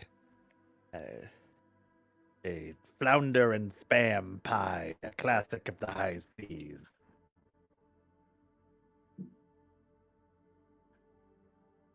Is that with This the is crust? gonna Has be made this bizarre. many a time. Is that with the crust on or off? Pressed on. Captain Brian, roll history. Clug, roll athletics. Chefbot 5000, roll your craft check, whatever you deem it to be.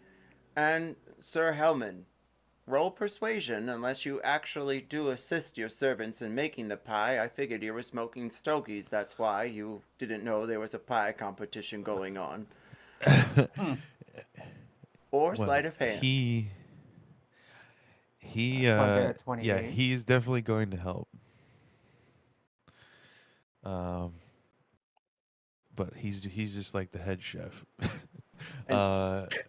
Sleight of hand, you said? Sleight of hand, yes. And then Chefbot 5000, whatever skill you would perceive as your crafting skill, and then mark that on your character sheet. Yeah, I'm trying to decide which one would be. Oh, true. And Captain Brian, history when you're ready.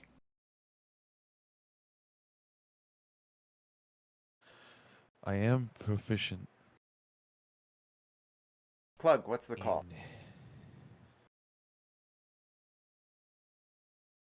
Clug? Okay, my bad. Low. Oh, low. Oh, God damn it. not go. Jeez. Clug, you were able to find, well, one sheet of dough for this competition as you took the last one from the pantry. You hadn't picked up any previously. And you mound your mashed turnips together as well as your parsley with your ground meat you collected, and you throw it into the stove.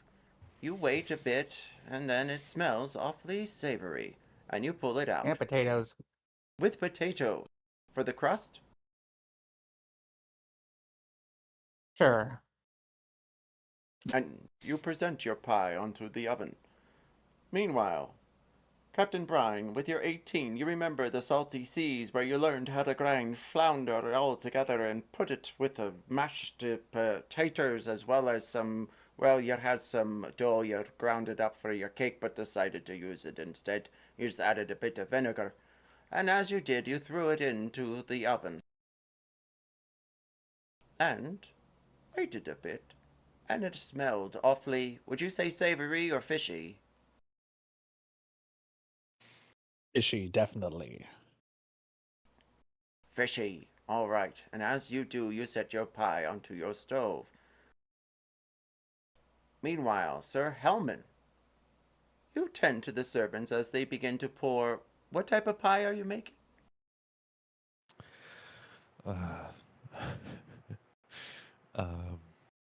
Do I have to say it now? No, but they do assist, but you clap their hands back and you roll out the dough and make your filling and wait for a while, and it smells awfully good, and you pull it out and place it on your stove. Pug thinks he make mayonnaise pie. No, he's taking a note from you, Clug. He's gonna also make kind of like a fancy like meat pie, like a like smoked wyvern with like garlic. You Well, smell. What's that, chef? I was just gonna say I rolled a 13, but I have proficiency in chef's tools, which I am using, Me so it would be too. 18 total.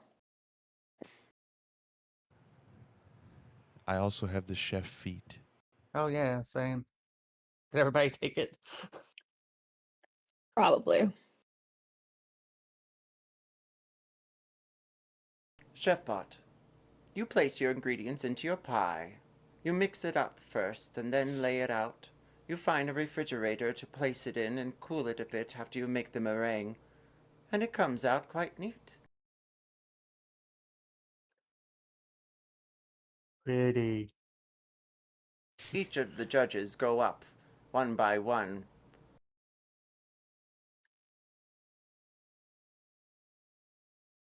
whisking around in some sort of levitation spell.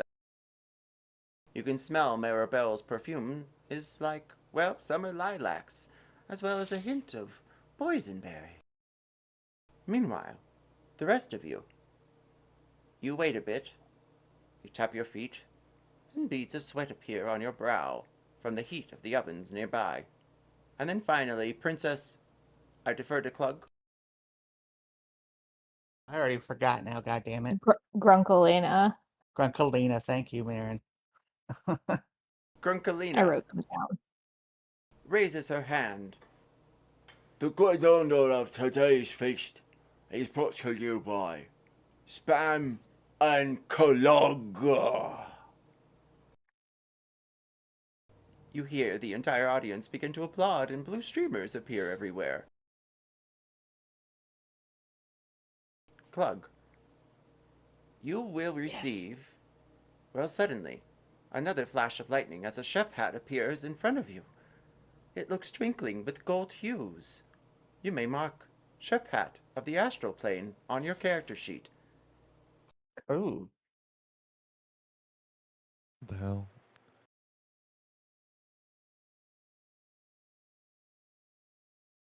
And with that, one by one, the pies disappear from your ovens in whirls of pink smoke.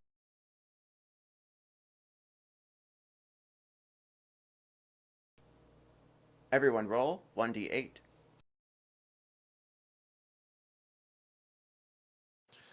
No.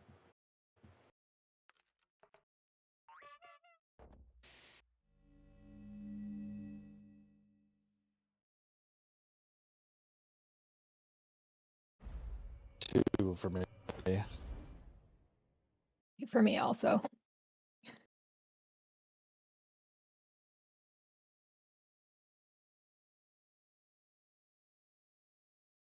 Alright, everyone roll Gambit.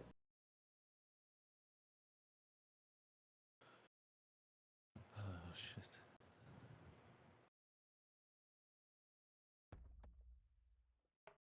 Ah, the dice got in the way.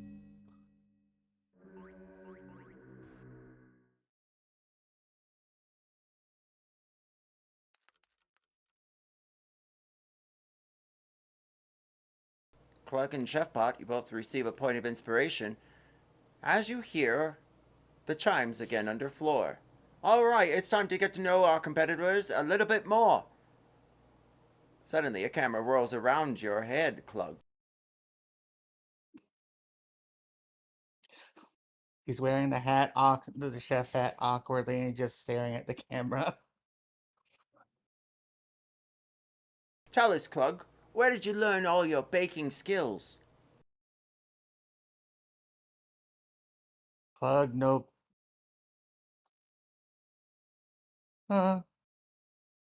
He's getting camera fight. That's excellent. And with that, the camera... What's that? Nothing. It just an image in my head of like Ricky Bobby. I don't know what to do with my hands. That kind of thing. The camera whirls around over to Chefbot 5000. Tell the viewers here in the astral realm, as well as all frequencies brought to you by Spam, what brought you into baking? Well, as you may have guessed, I am a Warforged Modoc, a metallic organism designed only to cook. But once I gained my sentience, I learned that I had a passion not only for cooking, but baking as well. Wow, says the camera, as well as the audience above. It zooms in quite a bit, and then zooms over along the crowd, and then settles near Sir Helman. All right, so do you do any of the cooking, or is it mostly just your mansion? Oh, I do all the cooking. Anything you see here is just an extension of me.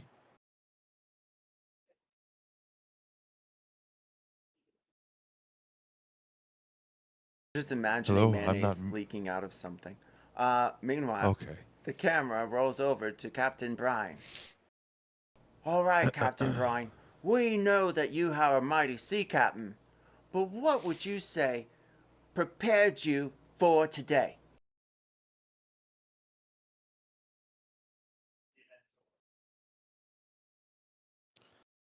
Stoic. We like that here. Dan, if you come back to us, let us know. And then the camera whirls around to the side. And we go to a commercial break. All the lights flicker above, and it looks like, well, just stars. The entire crew walks off the side, and it also looks like the judges get up Hello? and begin to mingle. Oh, Yeah, welcome I can back, hear you. Captain.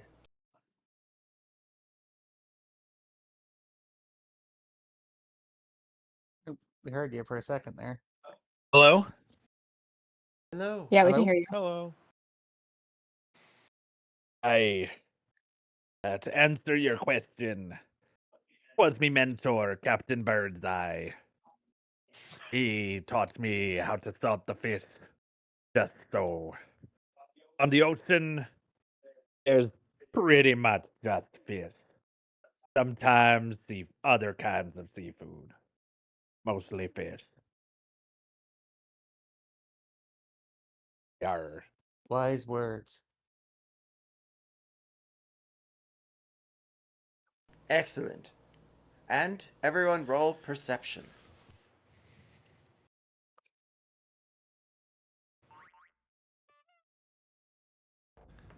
Is it related to smells or tastes?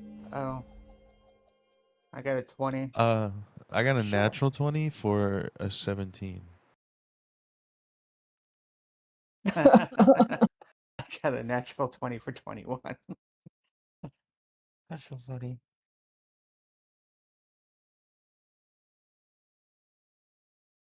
No, No, I didn't you- actually. Excuse me. no. Sir Helman, what's the call? Low.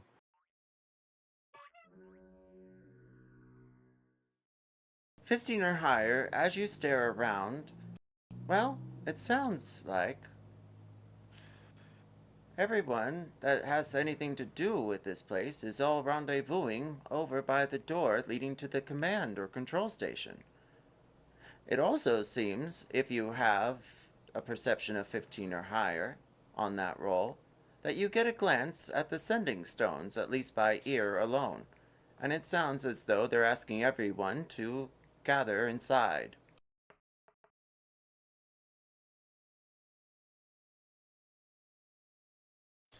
But not for you, Sir Helman. As you hear No. them say something about Gorbo Ramsey, what's the call? Low.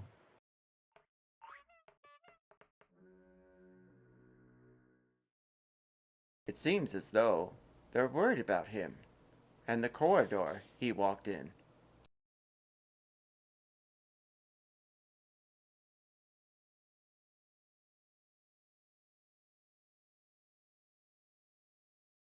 All right. Do any of you want to do anything during the commercial break? and or are you just continuing making your cakes? I mean, the camera stopped, but the cake's got to get made, right? We got to get. True. Clug has to pee. Well, we can take a real Let's commercial face break it. for 4 minutes. Is that good? And then we'll come back at No, 20. no, I don't really have to go. I'm at the Oh. character. We're The I'm role character has to playing. pee. Don't you get it? Oh, Clug really has to go potty. I don't think there's a bathroom except for in the manor. It's fine. He just picks up a jar.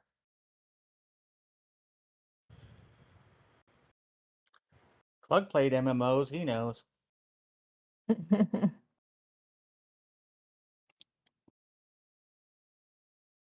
Attention, says one of the goblins. We have some regrettable news. It looks as though Gorbo Ramsey will not be competing this evening. Oh, that's too bad. Did he give any reason why? You see him stumbling out from the corridor. Oh, me guts feel like they're on the outside. It's those darn bulbul berries, they get me every time.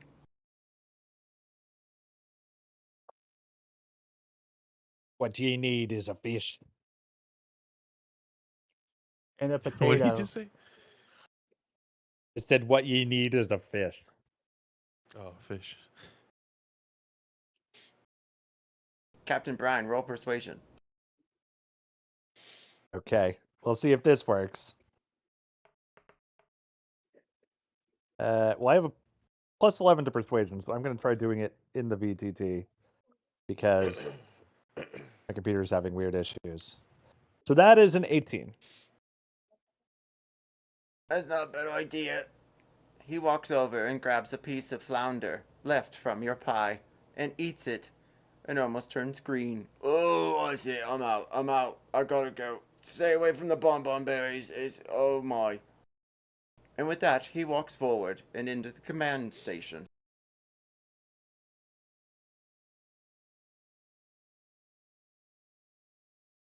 That's where the bathroom was. You'd have to go inside to find out. Now, now there's just a jar filled with piss at my station. We're just gonna keep baking around it. Act like it's not even there. No big deal. Everyone roll 1d6.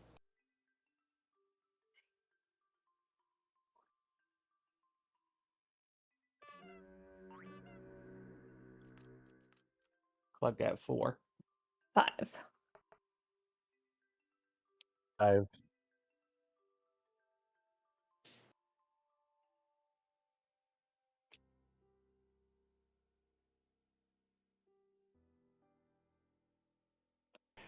The lights come back again, and the commercial break is over.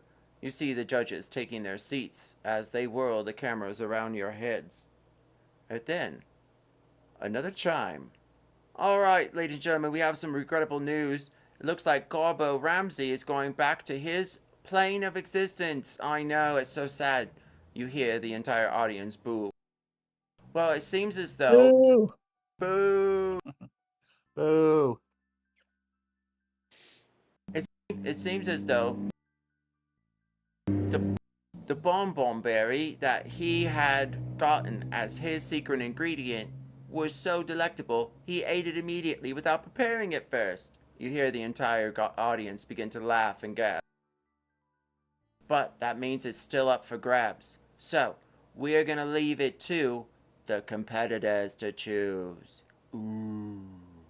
Now, whoever the competitors choose to give this bonbon berry to, they must use it and incorporate it into their cakes. However, we all know what happens if you eat unprepared bonbon berries. So, competitors must now choose. Who's it going to be? Chefbot 5000, Captain Brian Finnegan, Sir Helman, Harrington, and Clug, or Clug.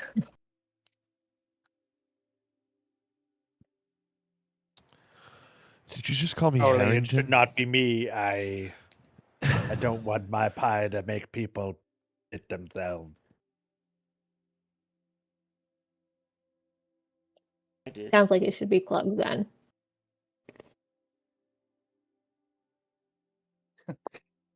Clug says he give it to mayonnaise man.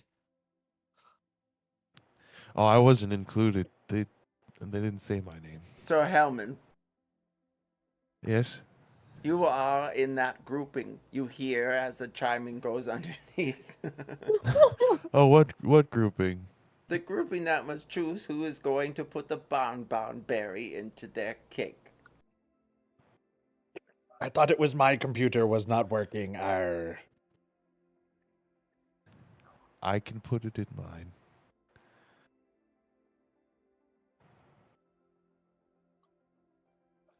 Well, Clug says that easy.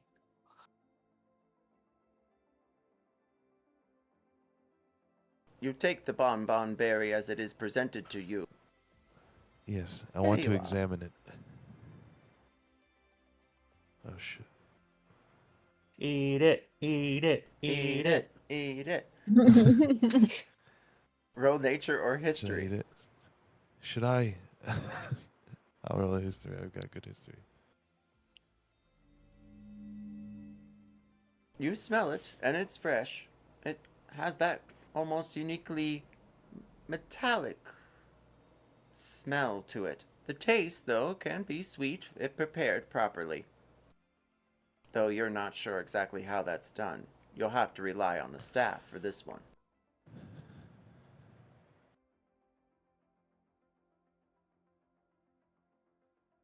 Okay.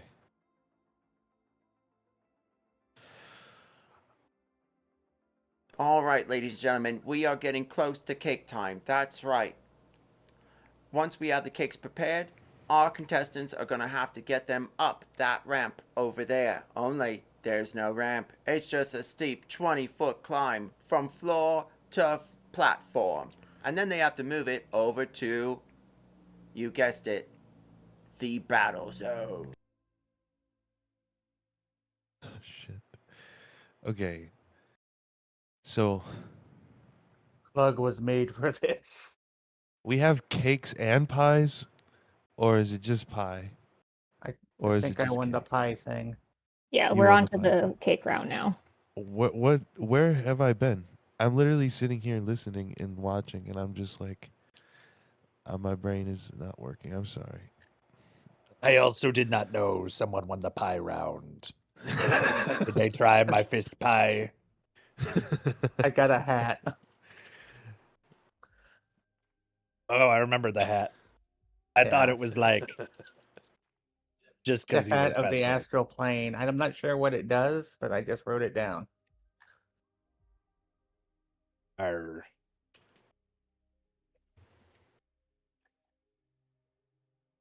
Okay, so Captain Brine, he is making a fish cake, and that means it is their cake in the is there fish in the cake? Aye. Does the cake look like a fish? Aye. Does it smell like a fish? Aye. Is it a fish or is it cake? Who will Aye. know? I will. Clug's making. Will be indistinguishable. I don't actually know what Clug's making. He baked a bunch of stuff together, and it kind of looks like a cake. And it's holding together. It doesn't smell like vomit or anything, so he just kind of shrugs and and throws the fondant on top of it when it's done. I know exactly what is being made, but this whole fucking poop berry has thrown me off of the rails a bit, so I gotta quick thinking. Deathbot reaches into his pouch, his spice pouch, and pulls out some cinnamon, and he's going to make a vanilla cake with just a touch of cinnamon in it, and it will have a Mary Berry fruit filling in it. It will have a nice buttercream. It will have some fun sprinkles for decoration, and then he uses his channel divinity to create donuts, which he will use to decorate the top of the cake. And then he takes some of the spam and he chops it up really fine with his Ginzu chef knife, and he cooks it in some brown butter and some brown sugar to kind of crisp it up and make it like candied. And he puts that on the donuts, and then he puts the donuts on the cake. And there is some chocolate ganache in there because he did have some chocolate left over from the pie round. Captain Brian puts in more fish. He's- More fifth. We are chefs of equal skill. Arr. That's what Clug's thinking too. Clug sees Chef Bot doing all this like finesse work, and it looks so pretty. And he looks at his own cake, and he just starts like mushing potatoes on it, trying to decorate it, and it looks good to an orc. And he's thinking, Princess is gonna love this shit.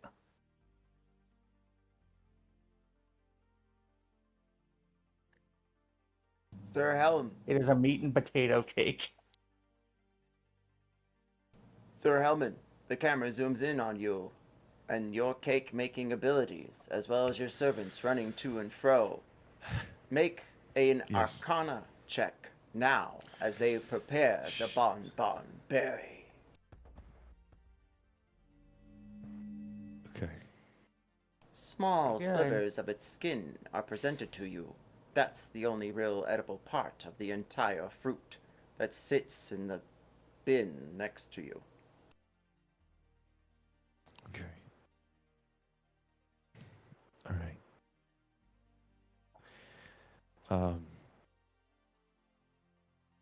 He is making a he's making a cake that looks basically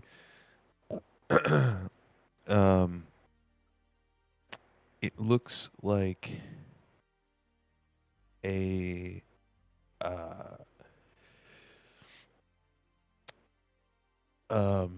fuck me, a Tarrasque.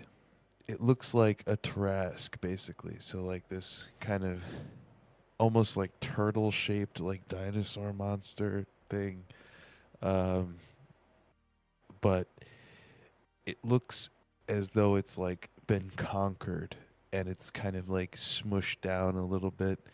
And there's a little dwarven figure standing on top, and this is kind of like a I mean, where are we putting the berry? I don't know.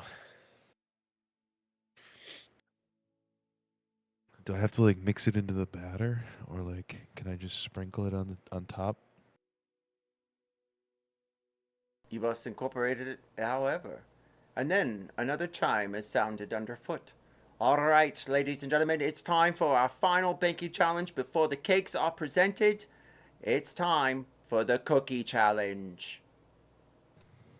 But no, this isn't just any cookie challenge. This is the cookie challenge. Suddenly, you all see pink smoke appear near your workstations. A small cookie is there at your side. Any good dwarven cake has to be able and inevitably capable of being the one and only cake to survive no matter the odds. And now it's time. Everyone, roll initiative.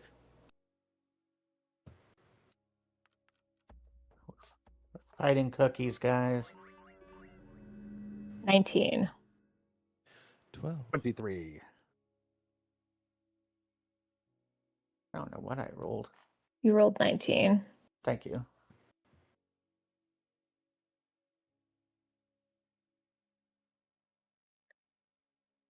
reload this. It's being glitchy.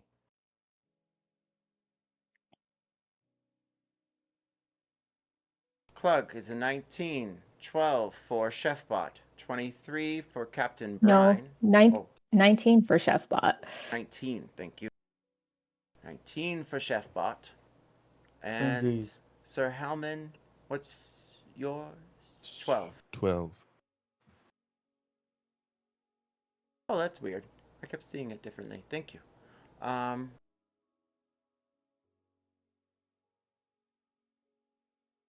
Oh, you both receive a point of inspiration, Klug and Chefbot, Okay. and a dex off between you. Either I roll have plus dex 0 to or dexterity. Should be good. 6. Didn't get much better. I got 8. You actually also rolled a 6. It's just that you have plus 2. 2. Yeah, I did.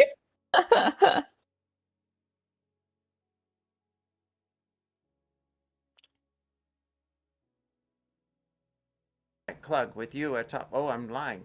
Captain Brine, you're at top of rounds. What do you do? I You see suddenly So- a cookie appear to your side. It begins to levitate into the air and swirl around. It looks as though it's about to crack your crown. What do you do?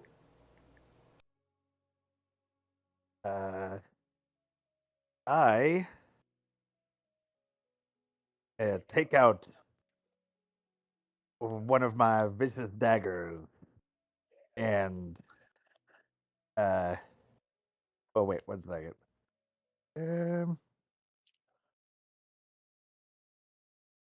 What is this? Sorry, looking at my character sheet more. Okay. All right, heck with it.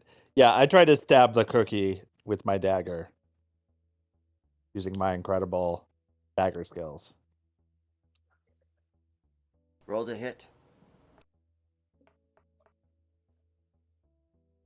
15. You barely slice at the cookie. Roll damage.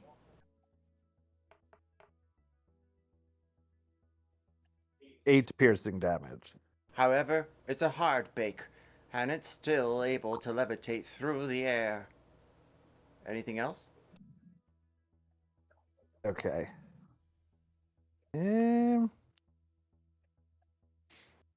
Vicious Dagger should give you an extra damage per hit. I don't think it adds it.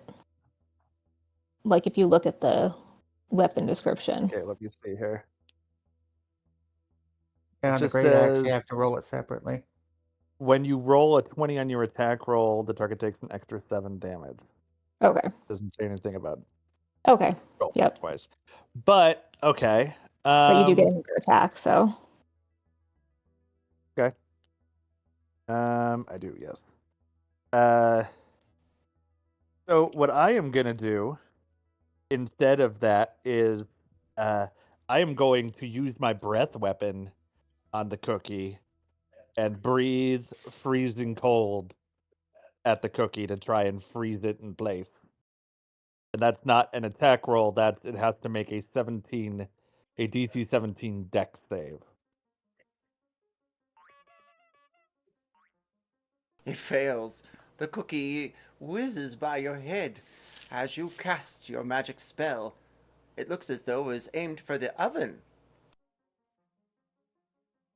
It's just a to be clear, it's because I'm a dragonborn, it's literally me, like, instead of fire, I breathe cold. So Bug forgot. yeah. So I do that, and that's 16 damage, the cold damage to the cookie. The cookie wafers out and falls onto the oven and cracks into 2. But then, another puff of smoke or 2. Roll 1d8.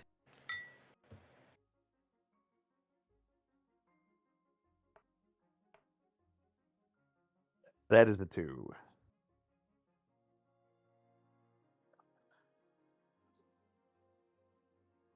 2 more cookies appear on either side of you. Do you still have actions Ah. or anything else you can do?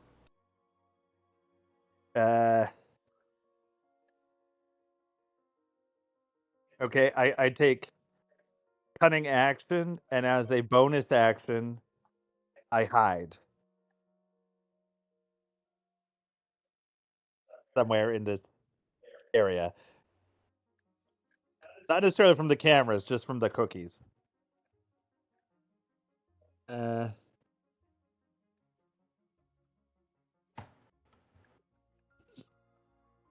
Yeah. Roll So- stealth. Okay. Ah, But over to the side of the oven. I get advantage on stealth. That's a dirty 20. Yeah, it's a dirty 20. The cookies do not spy you as they collide into the oven. You hear it rattle and dent. Clug, you're next. Well, let's take out the vicious great axe and whack a cookie with it.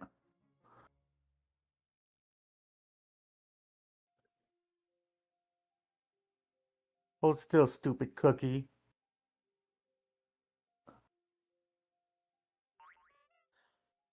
14 to hit?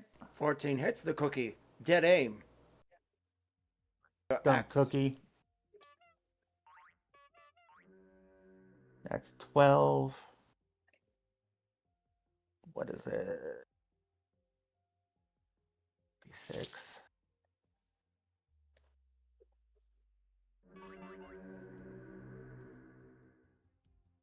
$16 damage for the first one.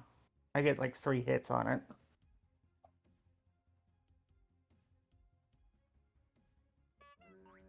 Oh, on the first hit, your cookie connects with the blade and it crumbles. It is Okay. crumb. But then, something else. More puffs of smoke. Roll 1d6. Oh no, D6. 3.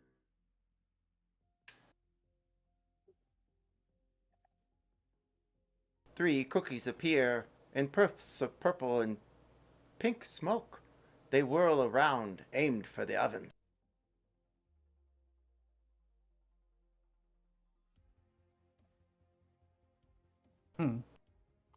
Stupid cookies. Do you have any other attacks left?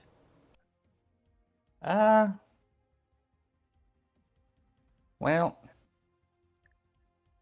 I want to attack again, I have to use my... Did you do 3 attacks? I thought I could have only like on one target though. No, you have 3 attack actions per.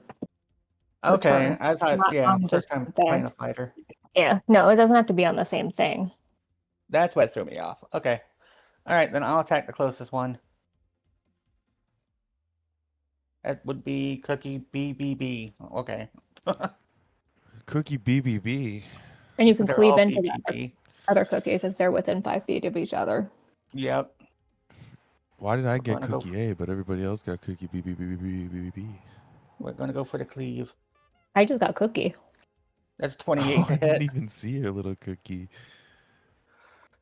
Your axe takes on the next cookie. Crappy roll. 5. The chips of the cookie begin to break, 7. That's 12 damage on them. and it falls to pieces. What was the 2d6 for? The vicious great axe. It's only if you crit. Oh my god, I'm fucking up. Sorry.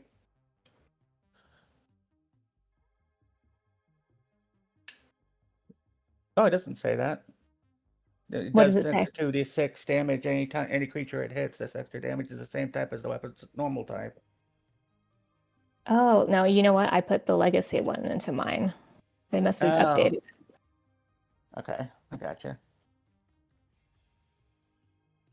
The cookie tries to reanimate for a moment, but then drops in a puff of pink smoke. Any other attacks that- there, Clug? That was a cleave, so it probably hit at least the one next to it, if not all three.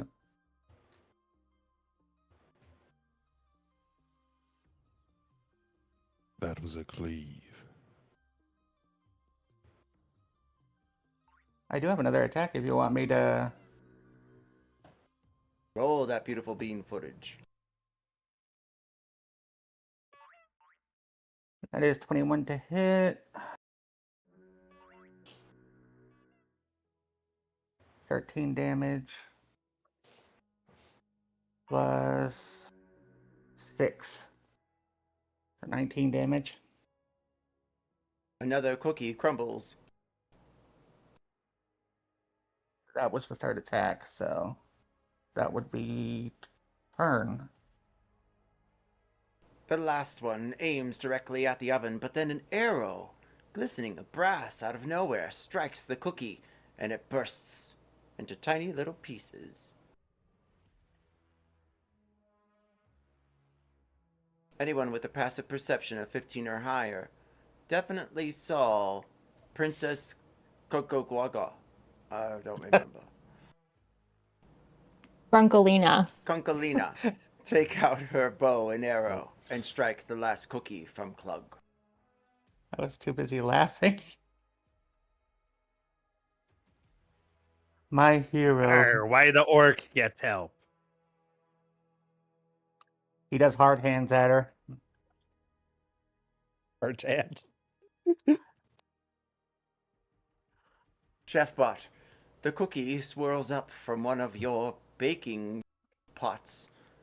What do you do? I will attack one. I will use my Ginzu knife, aka longsword. 22 to hit. The cookie rumbles towards And- your oven, and you strike it.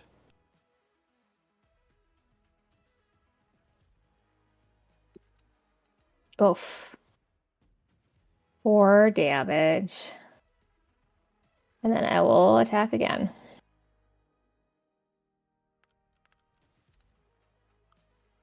Dirty 20. You hit. 7. I assume that it is still in cookie form. The cookie is no more. Okay, good. Then I won't use a smite. Roll 1d8. 1d8. You only had to roll a d6. He's wearing the hat. 7. Clug special. Needs.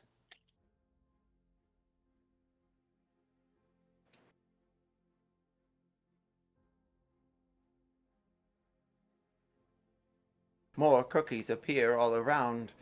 They look as though they're dashing down upon your oven.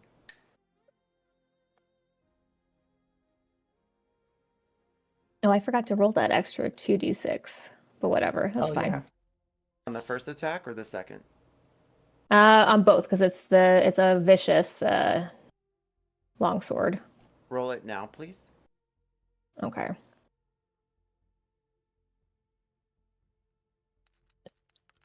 So the first one would have been an additional 7. So I think that would have destroyed the cookie Yes. the first time. And you gain back Right. one of your attacks. Nice. Okay. Then I will attack another cookie.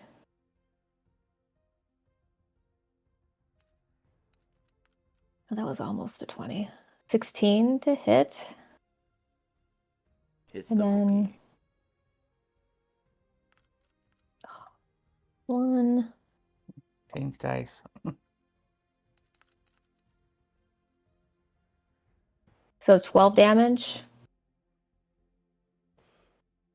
You Is bash it the still cookie. cookie-like? No longer. Okay, then I will not smite. All right. No cookie, no smite. Exactly. All right, then I am done. 6 cookies still remain fluttering around. They aim themselves at your oven. Jesus. Each hit strikes and damages the oven in some capacity. A dent there, a knob falls to the ground.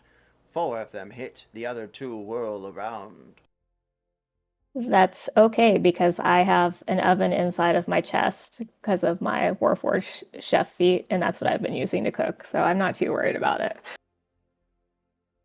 You see the upper glasses zoom in at you, as well as that mage with the multiple faces or creature nudges at their Ildrith partner, and they too cast your attentions as you see green ribbons furl over.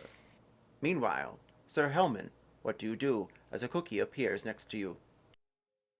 Oh wait, me the before state- before Oh, before go the ahead. end, sorry, I'll use a bonus action to twirl my knife dramatically and look over my shoulder at Klug and wink and give him bardic inspiration. How long does that last? Do I still have mine?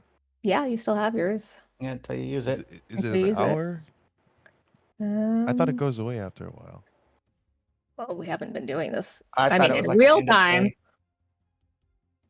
Let's see. Yeah, it's been like 12 seconds. So maybe not even that. There was a commercial break. Yeah, I got. Oh, it mine is. But done. It is. that's It is. the- Sorry, it is 10 minutes, so you don't have Yeah. yours anymore. I would say. I'm an avid bard player, guys. Okay. Sir Helm, Twirl your mustache. Sir What Helman was I gonna say? of the mayonnaise Yes. tribe, you are What? cookified as a cookie appears to What? your side. What is the state of this cookie? It looks, well, it looks like it has a few nuts. It's almond baked, as well as looks like there's, walnuts. Oh. You know what would go good with that? A nice thick coating. And Ew. he he is going to take a gallon of mayonnaise off of himself and start to kind of like twist his wrist a little bit and like spin his hand in the jar of mayonnaise, and then takes his mayonnaise covered hand out and casts a spell that let me see, it's basically, what is it,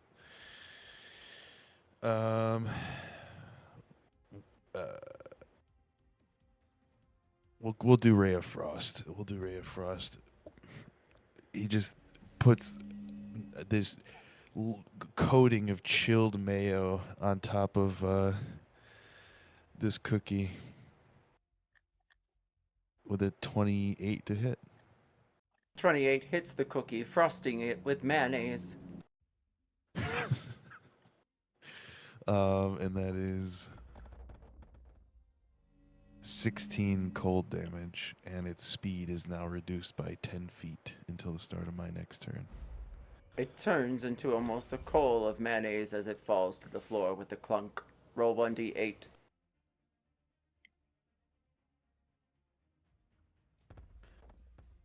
Four. And then 4 more cookies appear. No. Yes.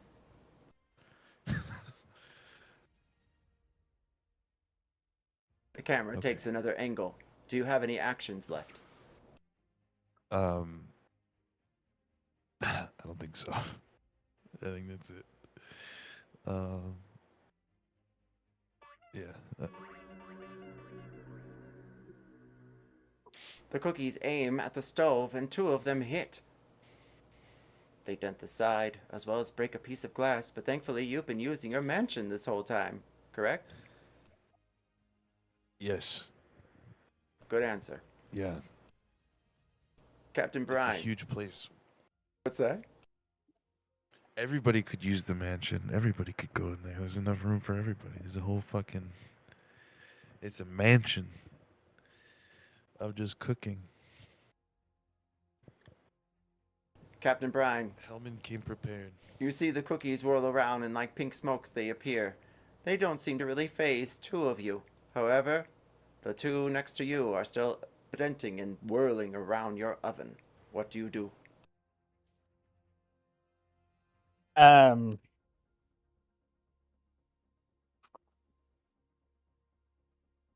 think there's 2 cookies.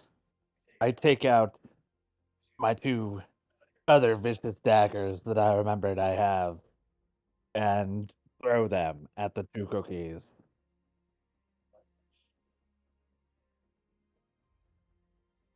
Roll to hit the cookies.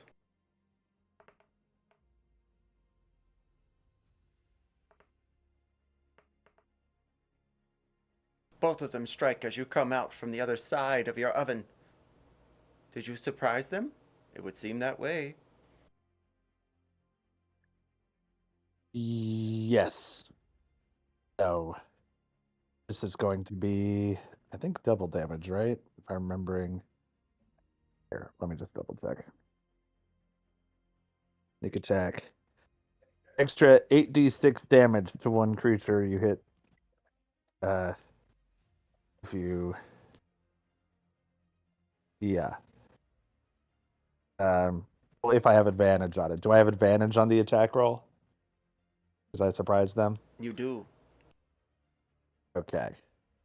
Then, Cookies seem to be but I can only do it semi-sentient. once per turn. But on the first cookie, all right, I hit 9, then 2d6 plus 7, and because I'm a 15th level rogue, then an additional 8d6 for sneak attack. That cookie is super dead. That's 9 plus 7 plus 29 damage to the first cookie. Plug thinks that's a billion. The cookie Bit of overkill. is no longer anything but sprinkles. If anything. Explodes. Explodes. Arr. All right. Avast ye, matey. How dare ye attack my cake? Then the other one also hit. So the other cookie takes 6 plus the 2d6. So 10 damage to the other cookie. It breaks into pieces. You have saved your oven. You are out of, well, Yarr. combat and may continue baking. Okay. I gotta make this fondant so it looks like a fish. Arr. Arr. Aye. Arr. I. Arr. Arr. What's a pirate's favorite letter of the alphabet? X. You. The C. C. Okay. All right, Clug. Well, looks like you're cookie free. You're also out of combat. And Chef Plug inspired. Clug inspired. Well, no, I mean, he wouldn't just leave Chefbot hanging. I mean, he just sees something to hit. He wants to hit it. So he would go down to help. And start hitting the cookies.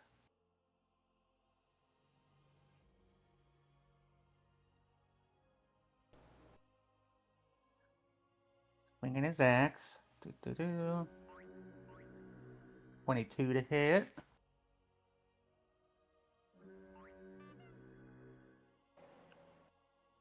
Well, plus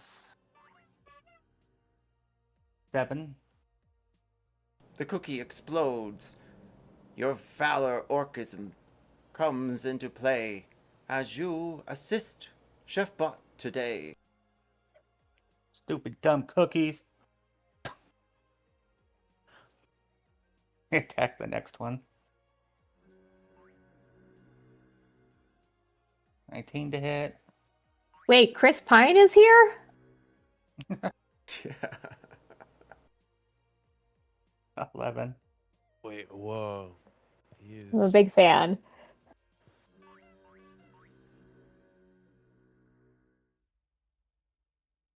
He's staring with Yep. the other actress from the movie. Where Chris Pine? To the north. He's the guest judge for the final round.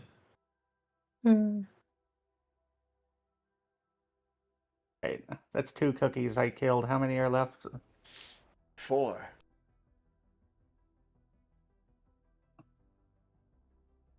Take this. One right in front for my last attack.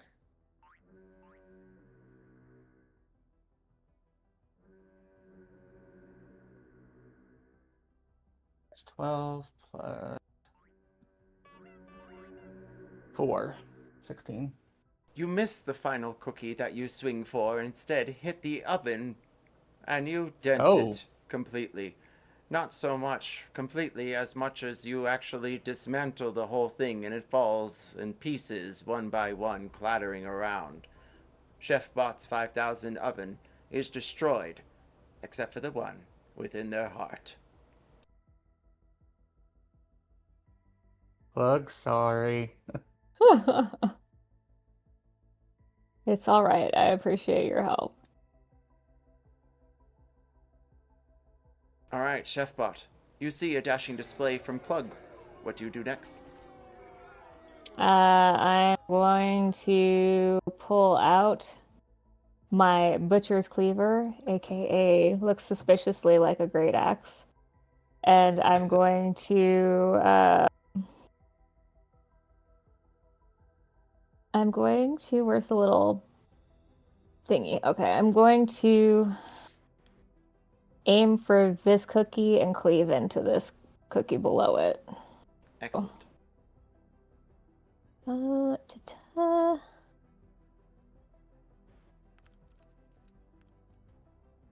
I'm going to use one of my inspirations to re-roll that.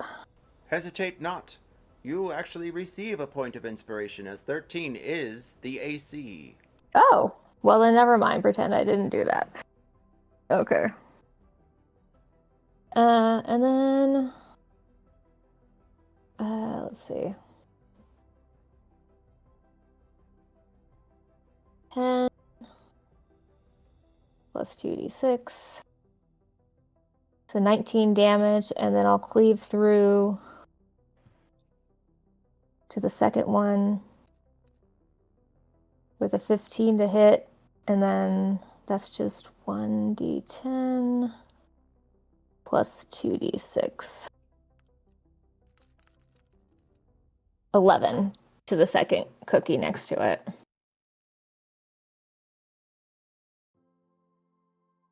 The second cookie falls into your, well, blueberry.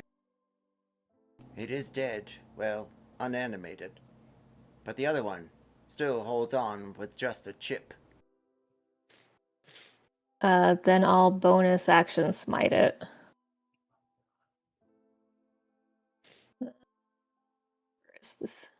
Where is this smite? Smite. Just a level 1 smite for 9 damage. Just kidding, it's a cookie. It falls, well, dashes down. It is smited. Alright, now that I smote my ruin upon those cookies, I'll use my second attack to attack this cookie. I meant to say Plug is grappling the cookie by him. 17.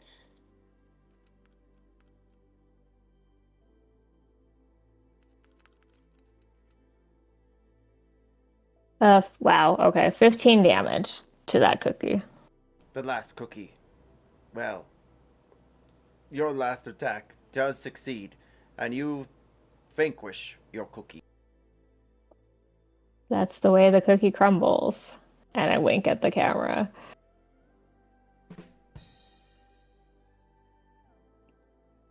And just then, Clug's laughing hysterically. as Clug is laughing, the cookie whirls around with no oven to attack. It attacks Clug instead. But fails, and Clug chomps on it and eats the cookie whole. It is I was gonna gone. say, as a reaction, can Cluck eat the cookie? But Yeah. yeah, the same thought. So Clug, Clug eats it. Clug don't like nuts. That's awesome. Sir Hellman, you're surrounded by 4 cookies. All the other ones have been dashed into pieces or crumbs. What do you do? Can I just ignore them? Can I just walk back into my mansion?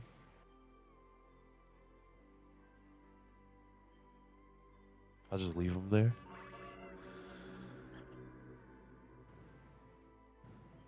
The cookies barely succeed, however, one dashes at you. What is your AC? 11. Oh no, 12. Not good. 12.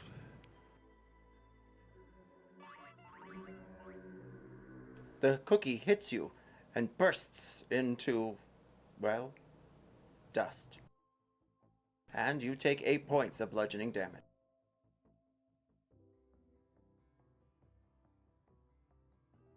Ouch. Fucking cookie. Alright. Are the other ones attacking the stove, or are they all attacking me now? They were attacking the stove. 2 of them hit, destroying the oven completely. And the last one, thankfully, missed. So, you, not the oven. And with that, we're back at, well, top of rounds with Captain Brine, Chef, Bot, and Clug. There's 3 cookies that remain. Do you all return to baking and allow Sir Hellman to take care of his cookie issue? well, he seems to have a whole other palace to go cook in, so maybe it's fine. Clug thinks mayonnaise gross. Captain Brian. You're all paying invited too into much the attention to mayonnaise the fish mansion. cake to notice. Actually, no, Everyone- Clug's probably just like posing for the princess over there. Everyone is welcome in the mayonnaise mansion. So if you guys want to come in here and you know, there's I don't there's I don't think specters that there's can help any you out. scenario where we would want to go into a place called the Mayonnaise Mansion. Can I do a perception check to see if Chris Pine is okay with me returning to my baking rather than going to the mayonnaise mansion? Roll insight or perception.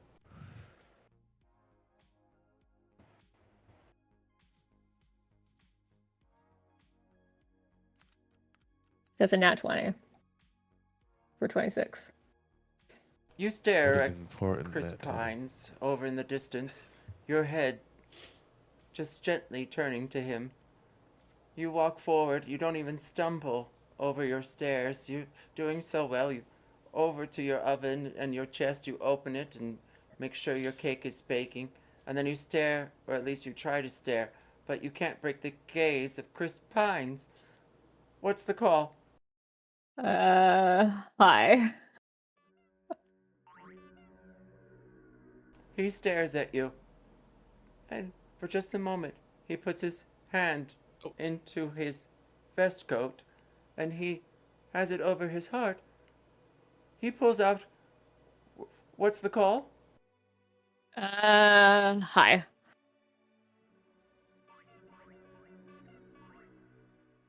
Oh, Roll Clug 1d6. sees Hugh Grant. What was that? Clug sees Hugh Grant. oh yeah, Hugh Grant is there too, but I mean, Yeah, Hermione What'd you say, Granger one? with horns too. 1.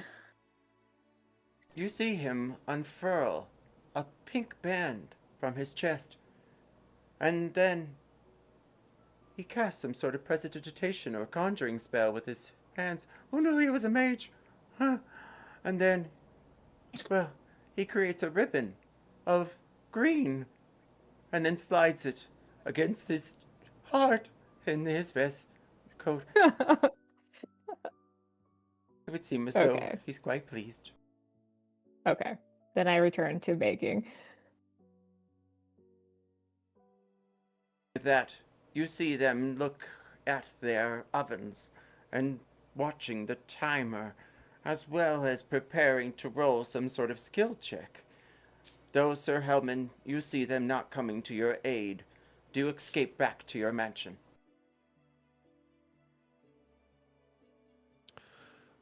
Yes, I do. I go straight to the mansion, and I get to work.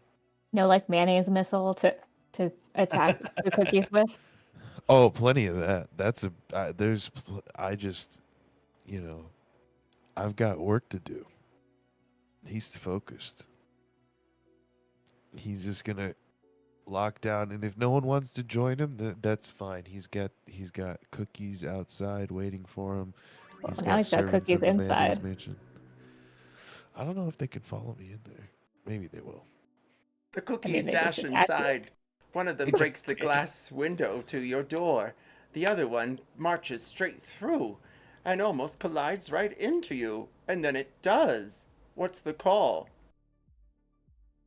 Hi. Shit. It knocks you over to the side. You fall prone. All right. And then it ricochets around. Okay. Oh. You're taking 20 points of bludgeoning damage. No, stop, cookies, stop. Ow. You hear your servants begin to scream as one of your maids, dressed as the most obscenely beautiful mayonnaise maid you have ever seen, is rushing through your halls, screaming, "Oh, there's cookies! There's cookies!" It's okay, mayonnaise maid. Calm down. I have it under control. What the fuck? Whoa, okay. God damn it, these cookies. What do they want from me? Your soul. I am going to hold on. How close are they together? They're like Yeah, they're close enough. Okay. So I am going to I'm going to run at the cookies. And they're floating in the air, right? Yes, your maid passes by you. "Oh, my lord! My mayonnaise lord! Oh, my lord!" I'm going to put a 3-gallon tank of mayonnaise down, and it's going to start whirling around, and in a 5-foot radius like area, so like 10 by 10 cube, I guess. Hopefully trying to get them both or all three of them in it. They need to make a constitution save or they'll take a shit ton of damage. Maybe not a shit ton, but more than is needed for cookies.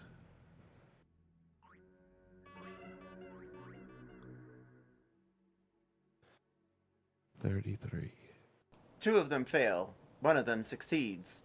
The same cookie that bashed you for 20 points of bludgeoning damage. It seems to whirl around, almost like it's snipping at you now.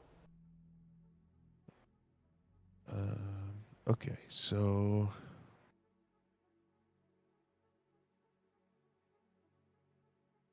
that is 5d4. And half damage for a fail? It doesn't say that, so I don't think so.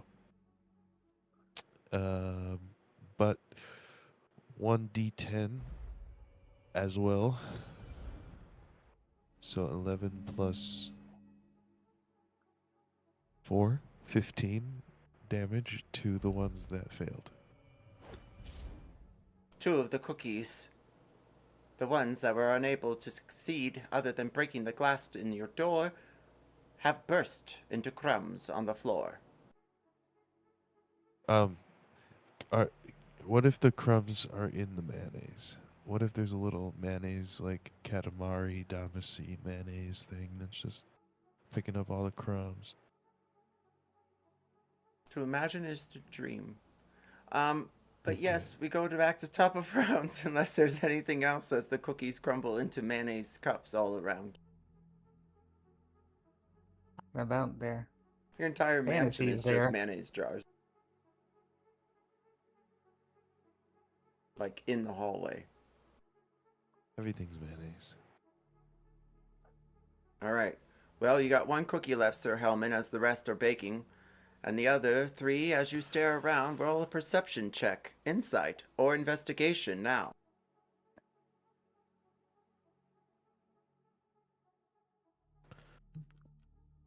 Perception, insight, or investigation? 18 investigation. With your Oh, 18 sorry. investigation, you receive a point of inspiration, as that is the same. Oh no, Chefbot. As Captain Brine. There it is. I was like, where's the other 18? And Clug. 18 perception is what I have. And Clug, you receive a 21. With your 21 on perception, you're able to stare around, and you see everyone looking delightfully happy with their cakes. They smile a bit, and it smells awfully sweet, as well as a bit briny, I would say. Perhaps like coral, though on an open fire, as you stare over at Captain Brine. But in the distance, you see what looks like to be, as well as Chef Bot and Captain Brine himself. Well, it looks like the cannons are being loaded for the final stage of the Large Dwarfish Cake Off. Meanwhile, you hear glass and screaming maids coming from the mansion to the south. Is there anything you care to do before we rendezvous back with Sir Hellman in the Manor Mansion of Mayonnaise? Just finishing touches on cakes, watching my meat and potato cake with fondant and all sorts of other bizarre ingredients come together, and I think I'm a genius. I'm casting warding bond on my cake to protect it Smart. in case anything happens. Also, I'm looking over my shoulder, smelling, thinking like, what? Captain Brian's weird. What's that smell? As I take a drink from my jar. Is a fish. Oh no. Just casually drinking from my jar, you know. Uh, Anyway, I just put that together now. I know I was making myself laugh because I'm a child, but anyway. All right, Sir Helm, you have the action before the cookie tries to ram itself again at your throat. Cookie sounds now.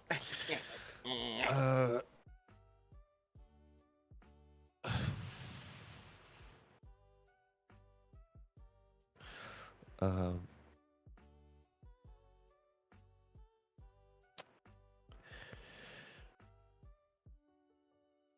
what do I want to do to this cookie? A vase breaks, and you hear what looks like, oh my god, Snow. What's the call? Low. Could it be? Oh, it is. Your mother's best mayonnaise is leaking all over the carpet. Yeah, the mayonnaise mansion is just carpeted. Carpeted kitchens. Oh boy. And bathrooms. I'm just a freak, dude. I'm just a freak. Carpet on the walls, why not? Yeah, carpeted walls. I mean, yeah, just a kitchen in a padded room full of mayonnaise. Okay.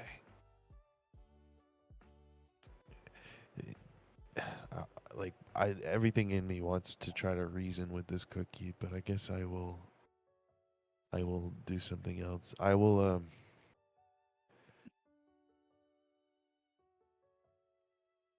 fuck it. Ray of Frost again. Cold mayonnaise.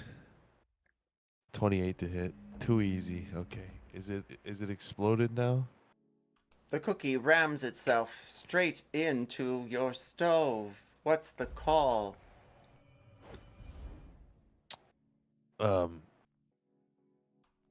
Hi. It's like some sort of fortified mayonnaise puck.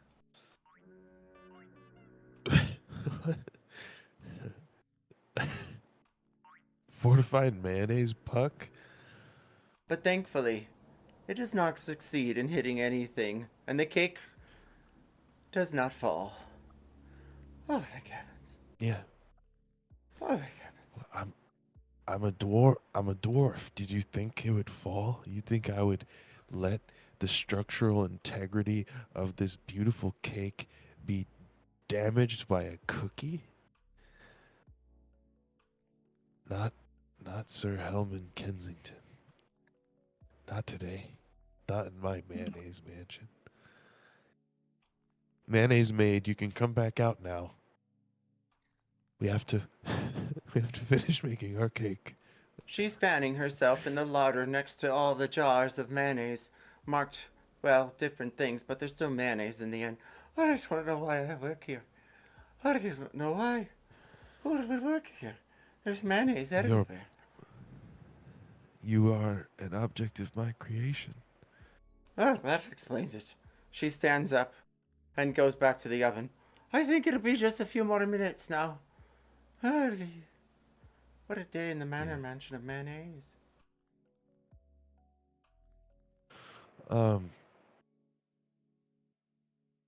Yeah, I think he starts getting the final touches on the cake. Like, are we running down the clock? What's that like? You hear the floor chime underneath. All right, ladies and gentlemen, it's time to go to commercial break. That's right, we're going to go to commercial break. But when we get back, we're going to see how these cakes shape out. Will it be the fishiest cake ever over there by Captain Brine himself? You hear the crowd roar. Captain Brine, do you do anything to entice the crowd?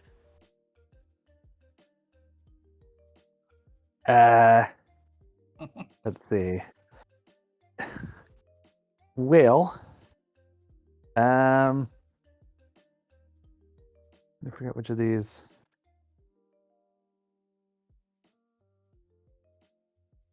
Are we taking a commercial break IRL too, or just in game? I say we do it now and come back at roughly 30 after as we start introducing the cakes as well as some sort of performance check as the crowd is Hurting for a cup of eerily tea. idling you all. Alright, be right back. Grab a drink, grab a snack.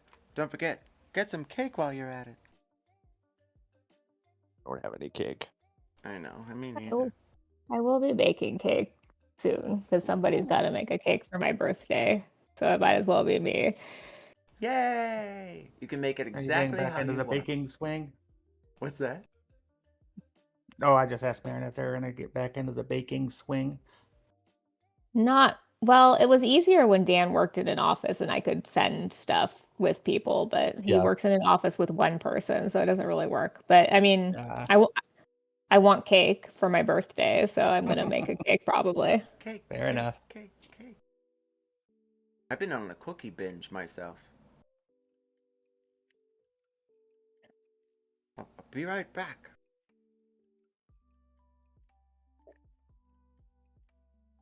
glad he didn't ask if Clug was gonna hype the crowd because he was gonna like tear and throw his mug or his jar. Like, yeah, woo!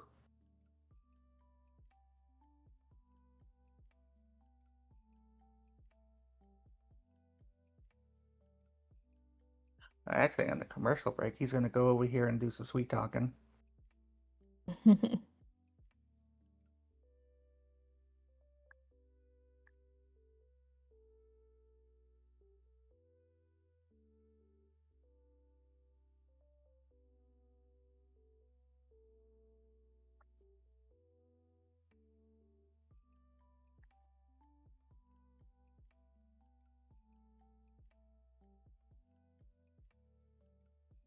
You guys doing anything for the holiday, grilling or anything? Probably not. Well, I mean, we're going to not, yeah, I don't think we're doing it on Monday. Tomorrow we're going to the Knights playoff game. Oh, that's right. Going over to the in-laws, grilling and all that shit tomorrow.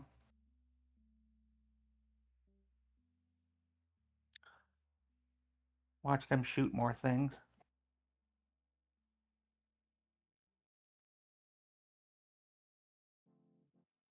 Usually we're out of town for the long weekend. It's not this time.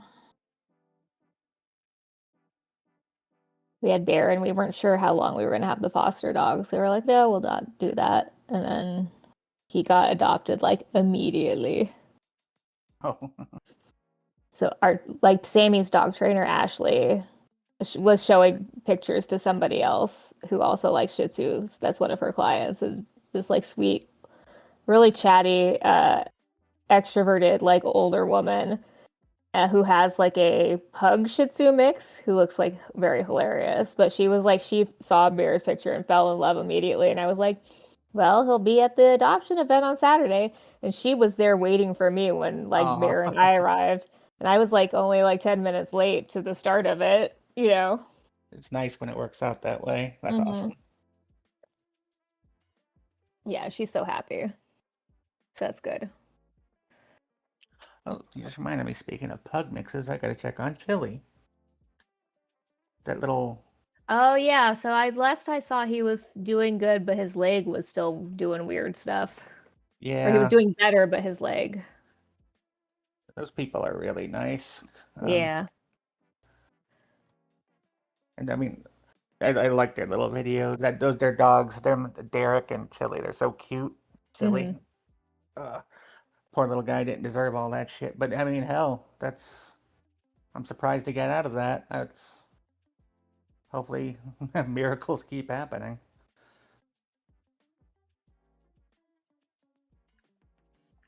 All right, 2 more minutes before we begin the cake off officially.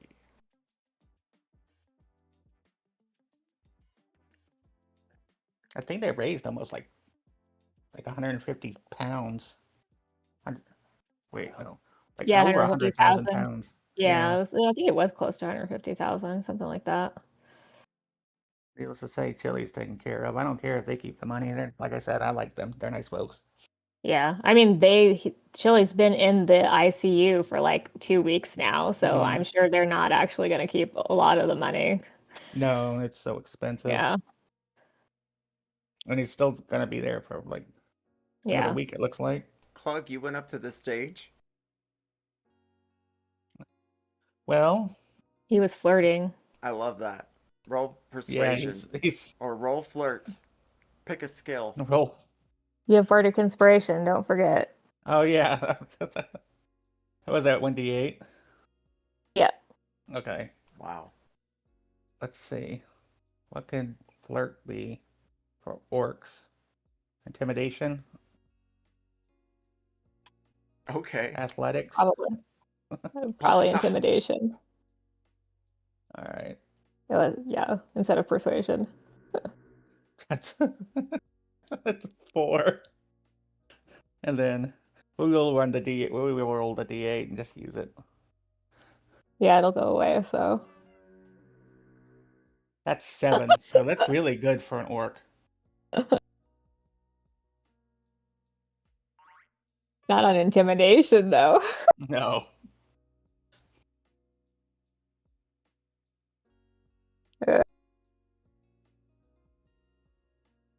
Clug, you arrive at the That's- stage. Oh, what's that? I was just going to say that's funny. I know, I'm like Well, laughing right now. He's a little shy because, he's obviously very smitten. Clug, you arrive at the stage and you walk up. You stare at Princess Coglina? Grunkolina. Crunkalina. Princess Crunkalina. She stares at you. She does not smile, her brow piercing your eyes. And then, what exactly do you say to her?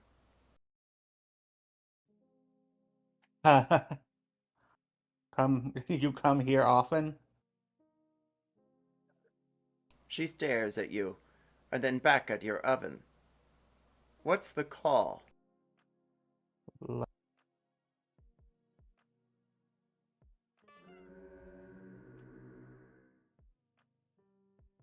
What cake you make? Meat potato cake. Ah, good. She turns away from you and talks with Popeye the mayonnaise man. So stupid. He's not dejected. You said good, so he's all like he's on cloud 9. As it skips away.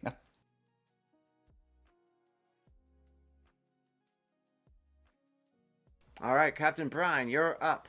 Please inform us what you've been doing all this time with your cake and how it should be shaped.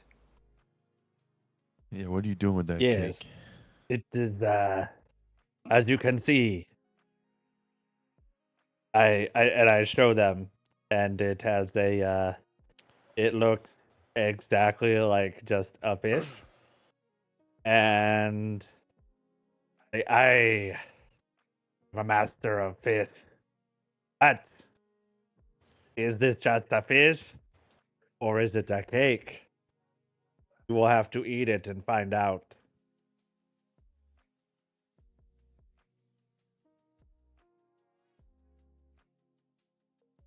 Just a moment, Captain Brine. You must roll a decoration check. Performance, sleight of hand, or crafting skill. Okay. Oh well. I roll sleight of hand and get a 39.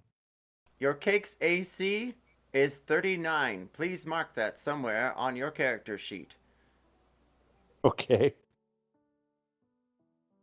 Now, the cameras roll in and the lights go down as the cakes are presented all around. There be cake nearby, I'm sure of it. Plug, please tell us about your cake. Describe it in some fashion that can make the orcs quake. I think it would be really funny if Klug just went into a detailed expert, like top chef description all of a sudden. But realistically, he's gonna say, I Yes, put meat. realistically. Yeah. He's I put stuff in it, and it's potatoes and meat and fondant and chocolate and peanuts and tomatoes and squash and cucumber, and he just keeps going and going and going, and that's about it. And as you do keep going and going, you pull out your cake. Magnificently made. Roll a performance, sleight of hand, or crafting check.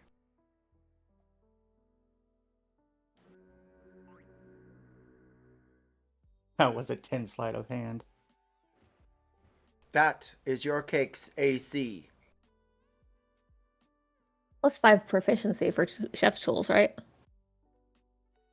Agreed. 15. Okay. I'll take it, thank you. And then the cameras whirl around again. And they spy in on ChefBot 5000. ChefBot 5000 has made a beautiful multi-tiered cake with pink buttercream frosting and sprinkles around the base of each of the 3 tiers. On the top, there's a chocolate drip, and then it's decorated with his paladin oath donuts, which are also sprinkled, but with candied spam on the donuts. Delicious. I'm looking at the names of the cakes. Mine cake's just called Klug Cake. Roll Okay. performance, sleight of hand, or your crafting skill for decoration. Ooh. That's a nat 20 for 30 plus my proficiency is 5, 35. For just a moment, a cool breeze comes off the mountain. What's the call? Hi.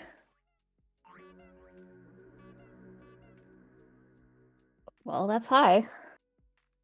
Your cake begins Pretty to high. slide. What's the call? Uh, hi, and I cast Featherfall on the cake. You dash out your hand just in time? No, there's no need. The cake hits the ground but bounces right back up again, completely sound. Whenever you are hit, you will receive the ability to, well, have the attacker roll disadvantage when attacking your cake. Reinforced chocolate. Okay. And your cake's AC is 30. Plus my 5 proficiency for 35. chess tools. Thank you.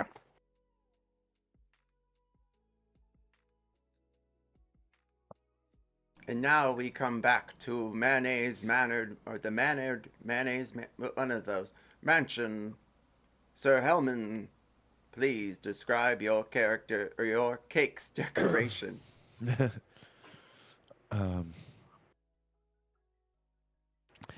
He has created a triple tiered dwarven fortress of a cake depicting when the fortress that he comes from was was besieged by this terrifying monster called the World Eater, the Tarask, and you see like the fortress itself is made out of like cookie, like crummy kind of, packed, like, fortress walls. But then the creature that's attacking is this like dense, sort of like black sponge cake kind of thing. And then at the top of it, you see what looks like a miniature Hellman, and he's like shooting mayonnaise magic down at the beast, but it's like whipped and like glazed, so it's a little bit, more kind of like a buttercream or something. And yeah, it's basically a castle cake that has been like bukkakeed with mayo and like I don't know. It's very Roll your quiet in here. decoration check with your dwarven figurine cake. My goodness. Performance, sleight of hand, crafting skill. I went Arcana because I was nervous. Well, performance, sleight of hand, crafting skill. Okay, fine. With your would've 25, been a- that is your okay. cake's AC. It would have been 12. Oh, is it 12? Well, the first die I rolled was a 6. Unless, yeah, it would have been. I don't know. All right, Whatever. then yes, it would be Doesn't 12. That's very courageous of you. Don't forget the It's the same cooking AC as my character. tools that I'll remember the name. 5,000 keeps mentioning. By the way, 5,000 receive a point of inspiration.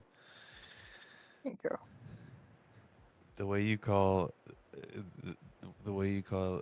them 5,000, it makes me think of Andre 3000 every time. That was the first rendition of the Chef Bot series. Something thereof. Sure. Meanwhile, that being said, the cakes are now presented, the magnificent fishist, Clugs, as well as Sir Hellman's Dwarven Figure Cake and the Vanilla Spiced Chocolate Cake with reinforced chocolate. The judges walk off stage and up to you first. Chefbot 5000. Tell us more about exactly how you came up with this idea. Well, once I became sentient and under my own control and discovered my love of baking, I decided that I would always want to make things that are delightful and sweet and fun for humanoids. I personally don't eat because I am a construct, but I have been told that the Mary berry, which is the fruit filling here, is one of the most delectable berries there are, and I also used a little bit of rum berry essence. Roll Arcana, Religion, or History. Let's see.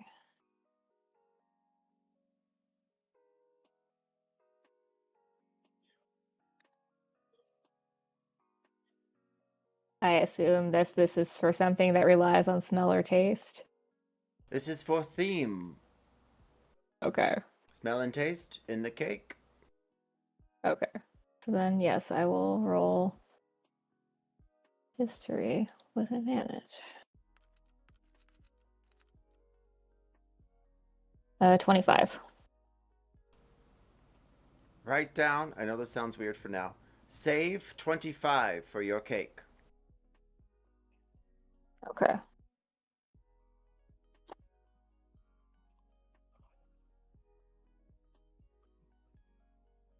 The judges eye the cake and move around over towards Clug now. So, what great warrior has depicted this for you? I just don't know how we got to that accent suddenly.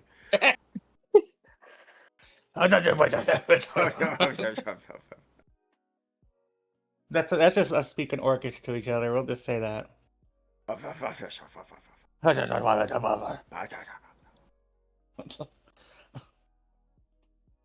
Um, If you really want to go with that, you can just go straight to the theme roll and Arcana, Religion, or History.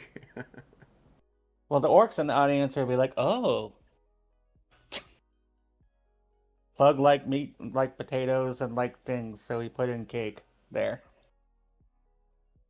Uh, Arcana, Religion, or what? History? Yes. Well, they're all crappy, so 13. Religion. Write down save 13. Save 13. All right, Captain Brine. The judges turned their attentions to you this time. What brought you to Yar. feel as though you had to bring a fish to the competition today? Aye, but did I bring a fish? Or is it a cake? Huh? Roll theme, Arcana, Religion, or History. Okay. They all nod at you, almost agreeing with you. Uh, A 19 for history. that is your save. Write it on your character sheet.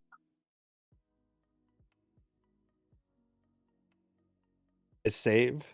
Save. Yeah, just write down cake save 19. Okay. And then the last competitor they walk up to. What's that? Oh, sorry, no, I was talking to a dog. Oh, puppy. Sir Hairman. This is Popeye the Mayonnaise Man. Baba dear Papa is the quintessential way to eat mayonnaise.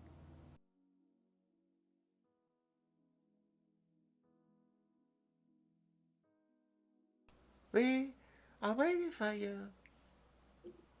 I'm sorry, what did you It ask me? sounds like. What, did you just ask me what is the best way to eat mayonnaise? Yeah. Yeah.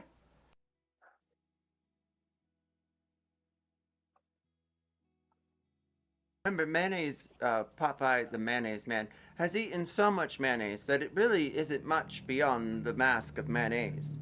Or the cape there be that swirls around effortlessly with some sort of arcane magic.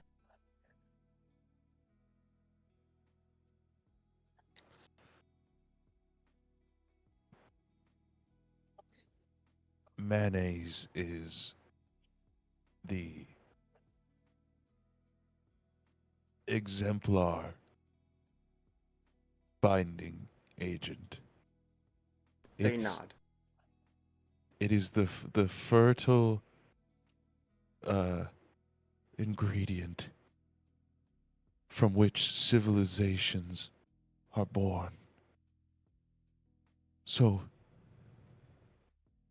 what I say to you, Popeye, is that it's always a good time, and any way you can is a good way to eat mayonnaise. Roll theme.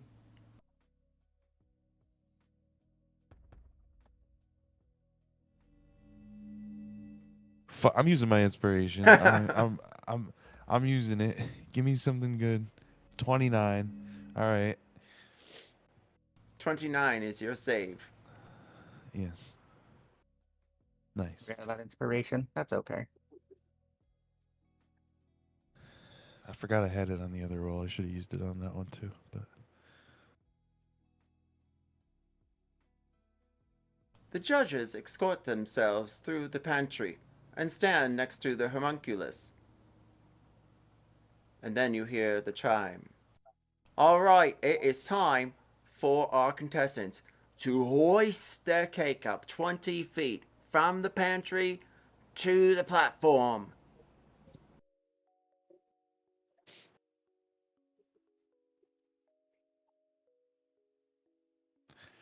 um, Okay.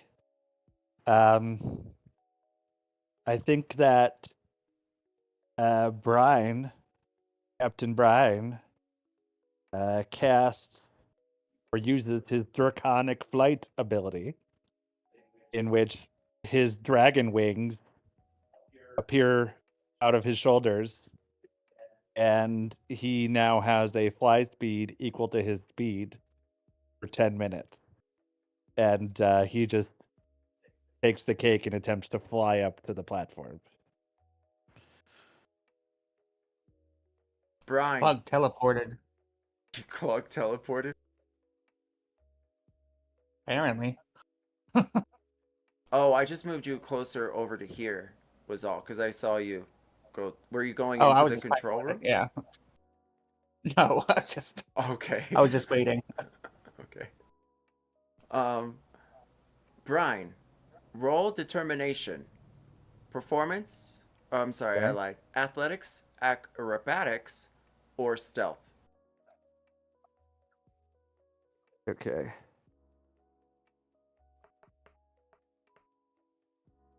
Say 30 on acrobatics. You narrowly let out your wings as you take on to the cake and strap it onto your back.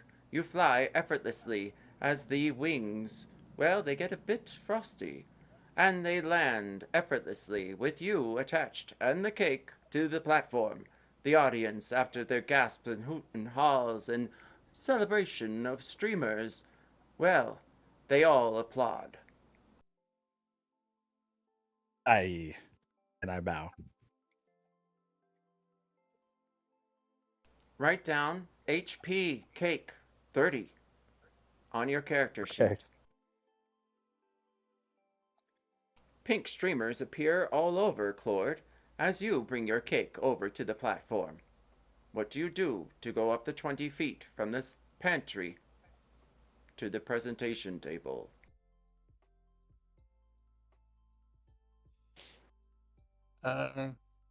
He'd probably just walk. Roll determination. He's Athletics, acrobatics, or stealth. What's that? no, he's just big and strong. He's holding the cake. He's just walking up. Minding his business.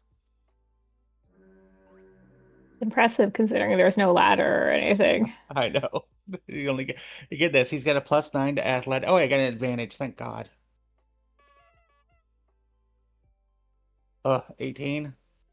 You hoist yourself over to the side of the platform, and then with both of your strong arms, hoist it over your head and slide it onto the platform.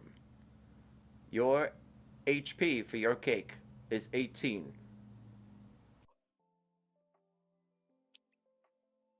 Make fun of me for walking. I walked over there. All right. Not Drax. Not Drax. Give me a moment. Chef bought 5,000. How do you take your cake to the platform?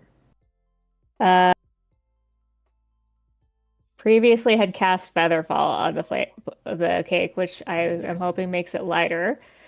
I'm going to pick up the cake and cast Dimension Door, and the cake and I are going to go through the Dimension Door.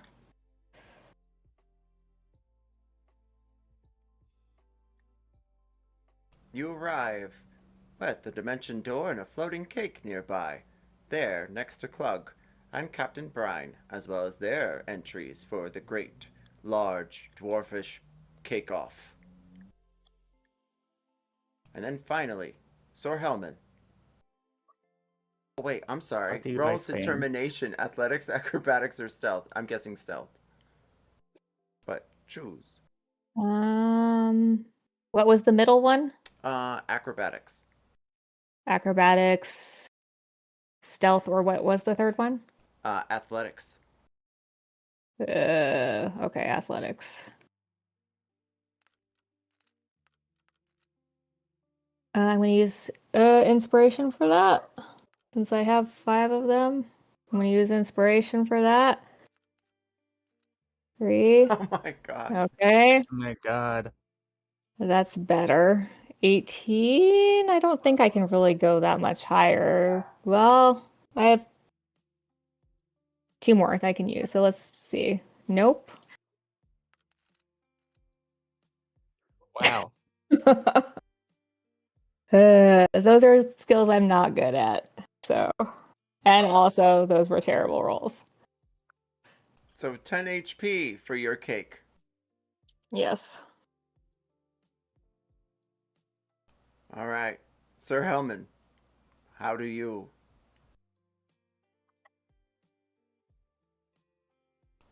And with that, Sir Hellman walks idly up towards the pantry. How do me? I know exactly what I will do. I wish it could have been sleight of hand instead. That would have been much better. Oh well. Yeah.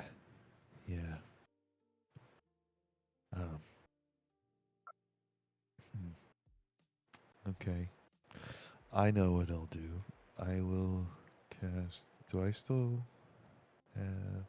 I do. I have levitate. I think I can use that on this. Yes, I can. I will levitate the cake and move it safely to where it needs to go.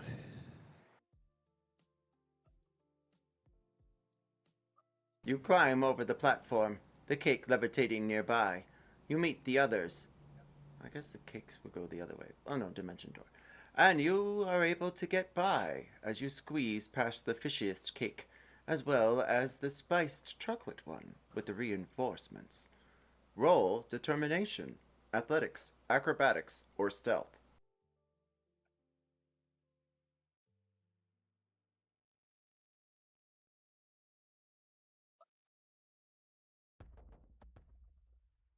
Wait, I'm sorry. Was that to Captain Brine? Oh, to Sir Hellman. Okay, sorry. You're When there great. was like this long pause, I was like, wait, did I miss something? Yeah. No, not yet. No, or not ever. Sir Hellman, do you want to use a point of inspiration? I don't know. No, I don't. I don't think I even have one, but even if I do. Brave. 3 hit points for your cake, as it seems to wobble a bit. Maybe it's the chilly wind from the mountains. In front of you is a stairwell leading down to the cake presentation table. There, surrounded by 4 cannons, they are armed and ready to blast your cake to smithereens. All right, it's the last round. So here we go, ladies and gentlemen. After this, we find out who our winner is, and we feast on cake all evening. You hear the crowd roar as they prepare plates for each one of the guests or audience members. But in the distance, you see a large chair. It looks as though that's the winning space. You sit there and you have a genie lamp for your wish, as well as a miniature version of your award, and 50,000 gold pieces in a sealed bag marked bag of holding for the winner of the Large Dwarfish Cake Off. Well, Brian, Clug, 5,000, and Sir Hellman, each of you, roll initiative.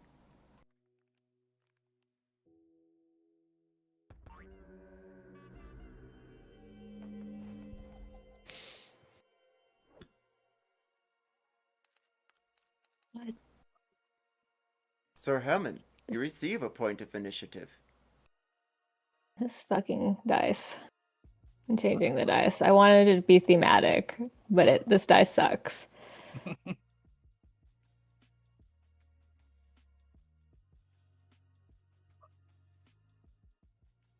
We start. I don't know how the cakes won initiative. That's hysterical. And we start with, it looks like, Sir Hellman. Oh, I think Captain Brian got a 22. Oh, did he? That's true.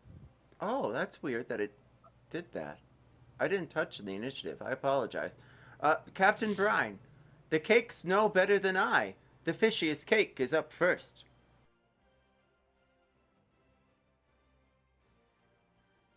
I'm sorry. I think I may have missed the key sentence. Are we fighting our cakes? Is that what's happening? You're going to bring them to the presentation table, and then cannons are going to fire at your cake, and we'll see if it still stands or if it quakes. Okay. So before I move, I would like to use my power or my trait, Bad Smell, which I can do once per long rest.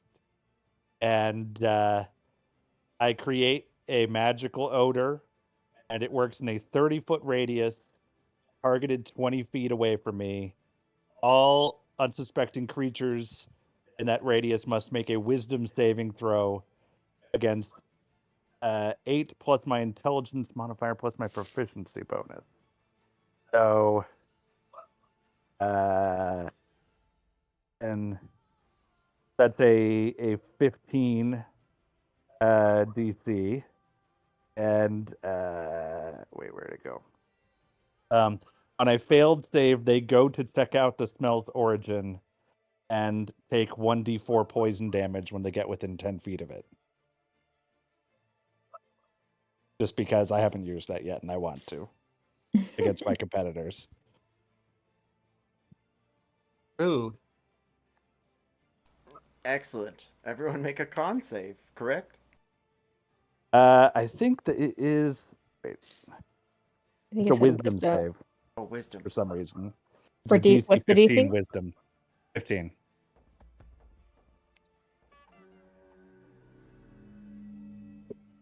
Ugh. I made it. I'm going to use a point of inspiration.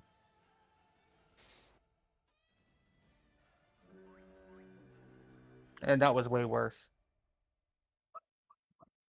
Yeah, so you move over to where I am and take 1d4 poison damage Okay. if you failed. Okay. Something, And after I something do that stinks. to distract my opponents, I then attempt to take my cake up to the table. I still have these wings for 10 minutes, so I think I kind of fly in that direction just in case. I keep trying to grab my character, and it's like very finicky. Stop trying to grab him. Grab that and grab this dude.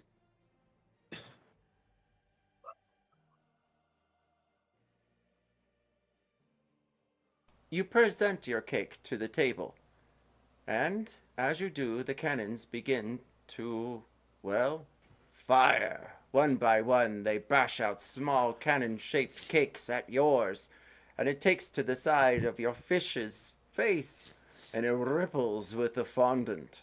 Everyone, roll 1d20.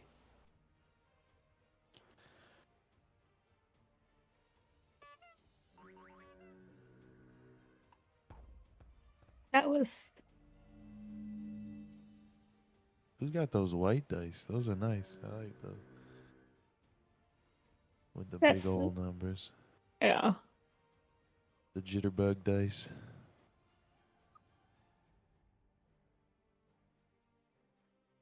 Does a 39 hit your cake? Yes. What the fuck? Keep in mind, my cake's AC is 39. So yes. I believe that is the math. I could be wrong. 20 plus 19, 39. Exact. I didn't do it. And you must all now roll 1d4. 1d4.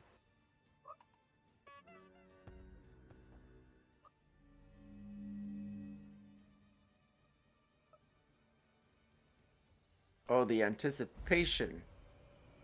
Even you, Captain Brine.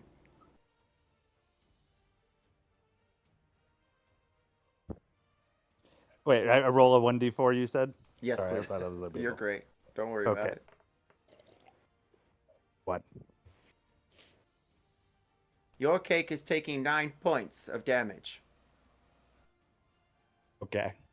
Is it down? No. Your cake has survived the first round. With that, your cake is levitated by purple smoke back to the platform.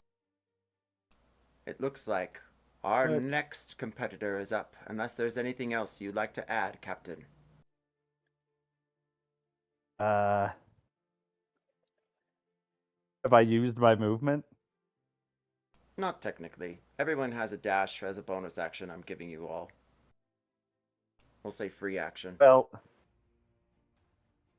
Okay. I mean, whether it's a dash or something else, because I don't think I've done another action this turn, I'll fly back to where my cake is. Smart.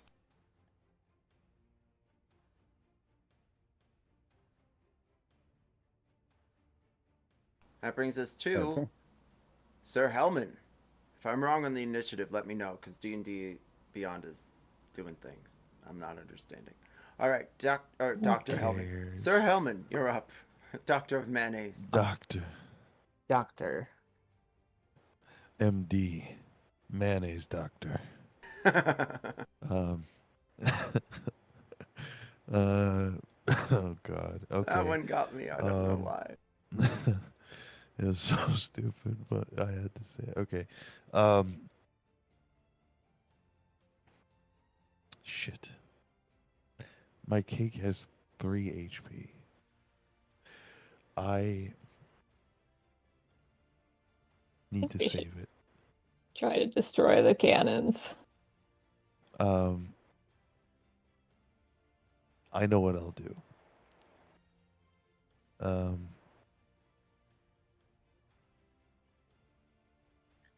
Can I just cast Liamon's tiny hut around my cake?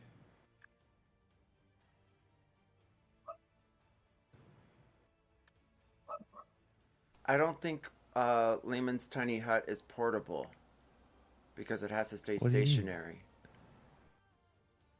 What do you mean? Yeah, I'll just cast it where the bed is, or where the bed is, where the cake is. But then the cake has to go to the stand. So you could cast it on the stand, but then everyone would just wait for the hut to come back. I mean, it's the astral plane, you know. Everyone would get a long rest, though. I mean, you could try it and see what happens. I thought the whole thing with that is the hut has to stay stationary.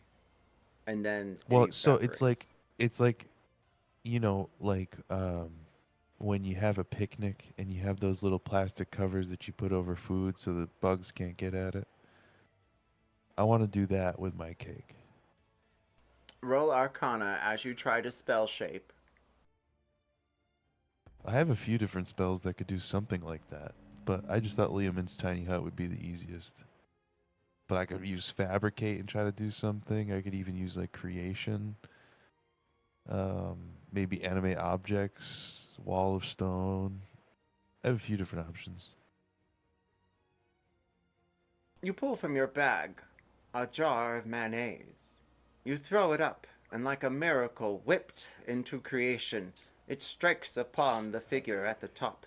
It rains down a mystical, vibration, and it coats your cake, giving it some sort of immunity.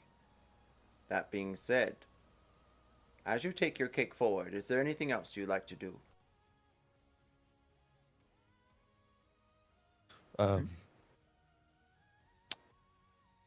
I will I will enhance my cake's ability.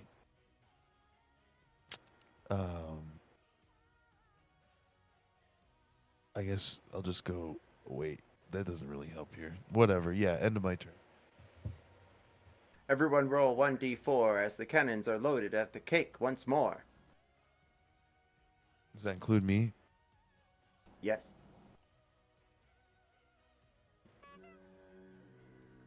I did my best to roll low. It's okay.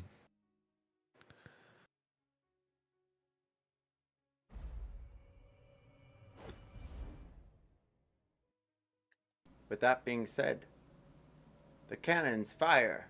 Everyone roll 1d20.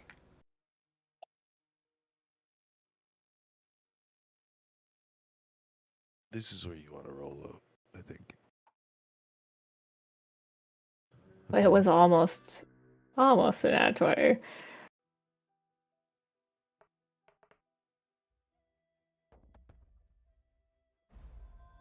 Oh, there you go. Haha. I have DM. wait, I have the lucky rate or feat. So that means that Are when I you roll going a to try to d20 roll for each- high so that you can attack his cake? These are rolls for the cannon. Yeah, he is my enemy technically, right? It's a That's true, I competition. rolls guess. for the what? I didn't hear It- over the laughter. We're rolling for the cannons to attack his cake, not us. I mean, I actually. thought Like, other people use luck points on me or inspiration points. I thought. Anyway, no, gonna that's nobody fine. did I'll that just to stick you. with two. I used all my inspiration to try to get higher HP for my cake. Nobody used inspiration Oh. against you. Okay, I must have misunderstood. Yes, I just roll a 2.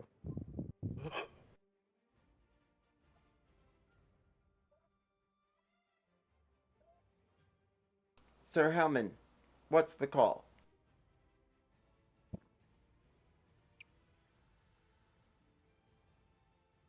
Low.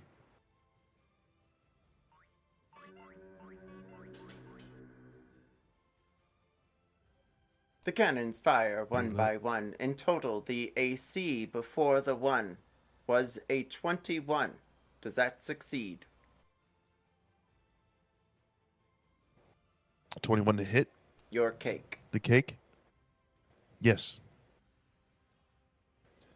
But then, just as the cannon is about to, fire its cake bomb directly at your 3-tiered mayonnaise drip, it's struck by another cannon cake aimed, and they fire and burn and blister. Thankfully, your cake is not hit and survives the round.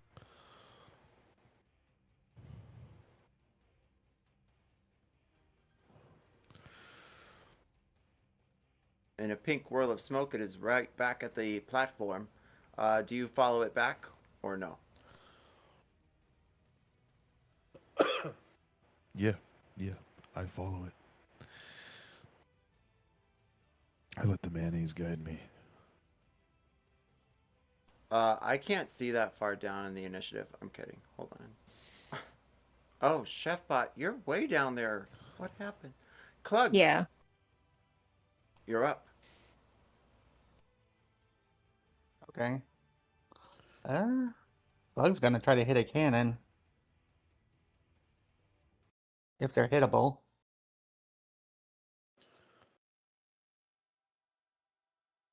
They are. Are they hittable? Okay. Then he's gonna swing his axe at one. It's a stupid cannon. Don't like this part.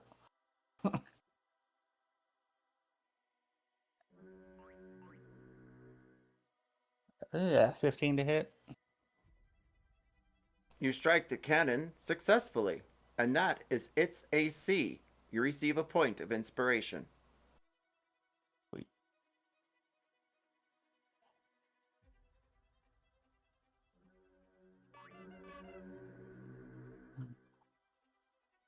17 damage. The cannon.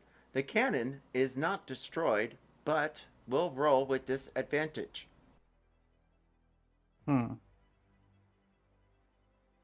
How does it look after one hit? It still looks pretty sturdy. Looks like a cannon. Built of good dwarven metal. Well, guess I'll just hit it 2 more times.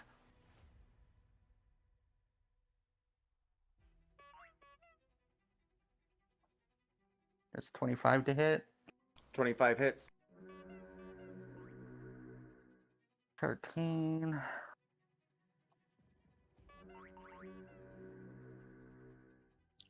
Plus 5. 18 damage. It looks still as though it is, well, prepared to fire, though it is smoldering. You see steam rising. Well, he'll hit it again.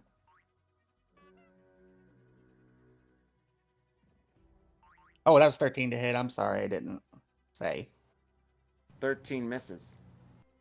Okay. If I missed, I'll have an advantage on the next one, if there is a next one. I'll go ahead and use the what is it? It's called for fighter, second wind or something, or action surge. Action surge. Try to hit it again. The crowd hollers and hoots, and some of them, well, cry foul. But then you hear along the announcements, "Remember, there's no rules for this stage." 20 to hit. You succeed.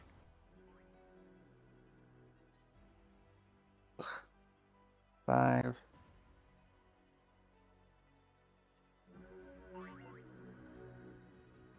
That's 11 damage. Could it be? Did you? You have succeeded in removing one of the cannons from play. Yeah, Clug roars and raises a great axe and pumps its chest. And he puts his cake down. You place it, sliding it on to the presentation table. Everyone but Clug, roll 1d20.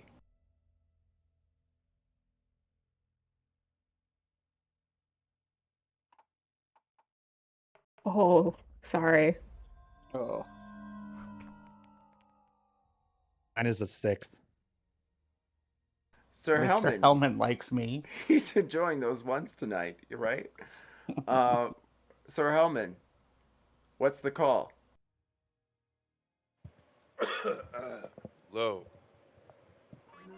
Well, these cannons seem to be ricocheting bombardments against each other. And luckily, the grand total is 19. 25, I lied. Would 25 hit your cake? Yes. Oh God, yes. But, thankfully, no damage is struck. As the cannons explode against each other, the crowd howls and hoots. And you succeed, my dear Clug. Hooray, dumb luck. That's how Clug's gonna win this thing. Or could it be the last contender, Chefbot 5000? It's your turn now with your reinforced chocolate. Okay. I will. Wait, what's going on here? That's weird. It's not. Something else. Why? Okay, there we go. Are these two cannons close enough together that I could cast Shatter and hit both of them? Yes. Okay. So I will do that. I will cast Shatter at the 5th level. Constructs, if a cannon is considered a construct, has disadvantage on the save. But it's like a non-magical object that isn't being worn or carried also takes damage if it's in the spell's area. So I think it might automatically fail if it's just a regular non-magical cannon. I'll let you decide. But in the meantime, it's 31 damage or half if they do make a save. And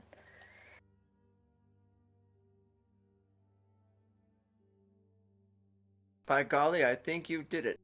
You explode both of them effortlessly, as 31 points of damage is struck to them.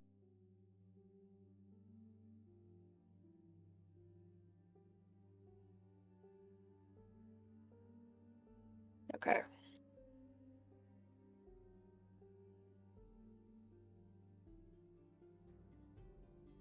And then I present my cake, in which I believe attack rolls have disadvantage on it.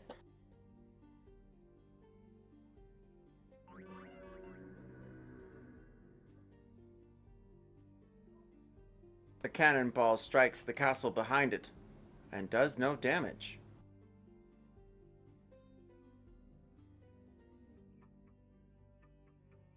Get metal, man.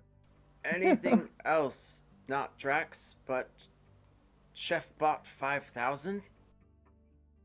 I guess I come back and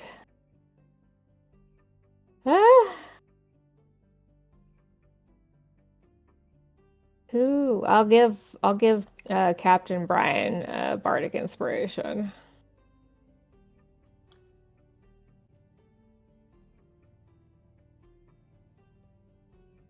You hear the chimes again. All right, it's time for the final test. And with that, you are all suddenly whisked away by some sort of portal or teleportation spell of pink mist.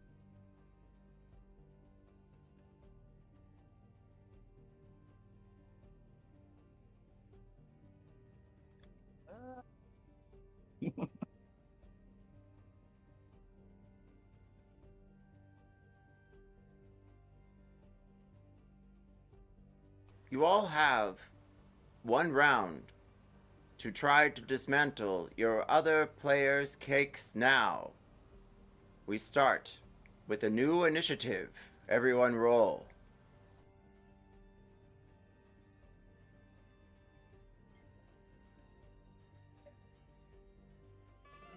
14. 19. 23.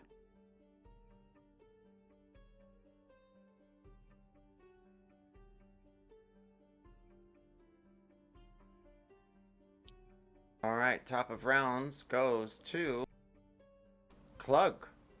You're up. As you see yourself and hear the announcements, You're in a new place now. What's that? Captain Brian got 23. Why does my... Yeah, again, I rolled a Wow. 23. Where And then are it's you? Hellman got 20, and then I got 19, and then Chef Oh. Bob got 14. I see why. Okay, yes, this makes sense now. Yes, I'm sorry. Captain Brine, you're up with your bardic inspiration. You see the cannons aimed no longer as they recede into the ground. I don't have a different map. But you do see the cakes and hear the announcement. What do you do? Cakes no better again, by the way.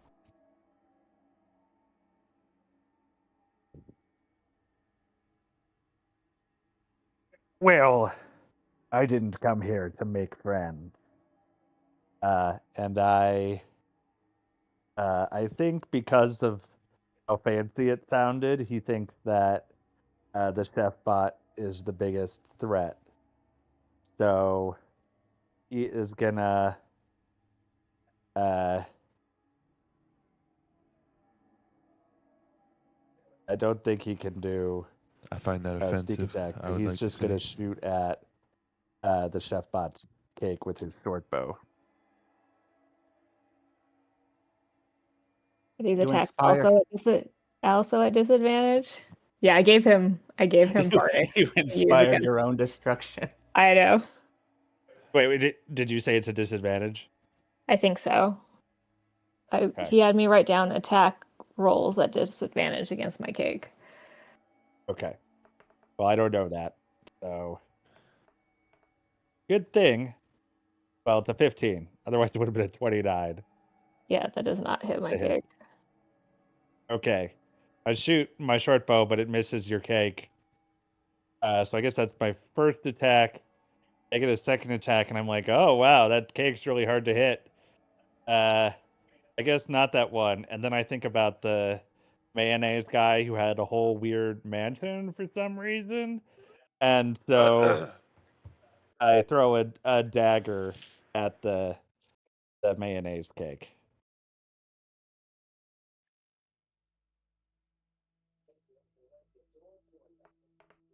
Knowing that white frosting is mayonnaise is grossing me out. That's also a 15 to hit. A 15 does not hit, as its new AC is 18. Arr. Why? Yeah, why? I don't know. Darn ye The man- mateys. The mayonnaise coating finally hardened. You're gonna have to do better than that.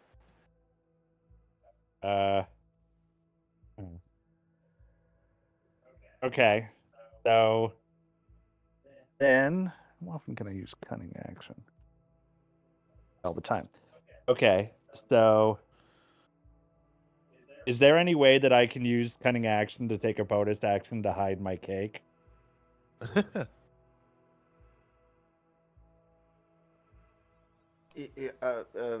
You can stand in front of it, and you can try to hide your cake that way. Yes. Roll your stealth check. Okay. I get advantage on stealth checks. Gosh. So that's a 19. Noted. Yeah, so I try to stand in front of the cake. Because I know that since I did that, people are going to come after me, but it's like, I feel like I should play the game. Also, I'm a pirate. So, Also, you're a pirate. That makes sense. yeah. You will take Okay, so I guess that's my turn. the first successful hit against your cake. Okay. Clug, you're up. Hellman's up next. Oh my gosh. I can't with this anymore. I'm sorry, Hellman. You're up. It's okay. And a point of inspiration to Clug. Yay.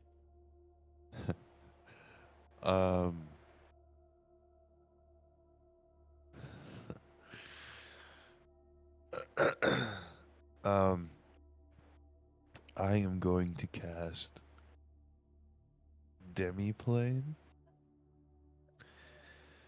On what like are these walls around us, or are we on a platform You're with on a no walls? platform, and Okay. there is flooring everywhere, so you can walk off the platform. Okay. I was looking for a wall, but it doesn't need to be a wall. It could be the floor. Um, I create this big shadowy door on the floor that opens up uh, into a demiplane that's just an empty room. Um, wood, stone, doesn't matter to me. We'll go with stone. Um, and I will just go in there with the cake and close the door behind me.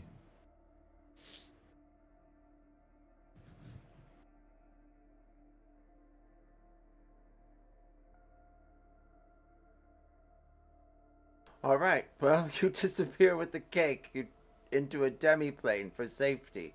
The cake seems perfectly fine for now, and we move on to who's next, Clug?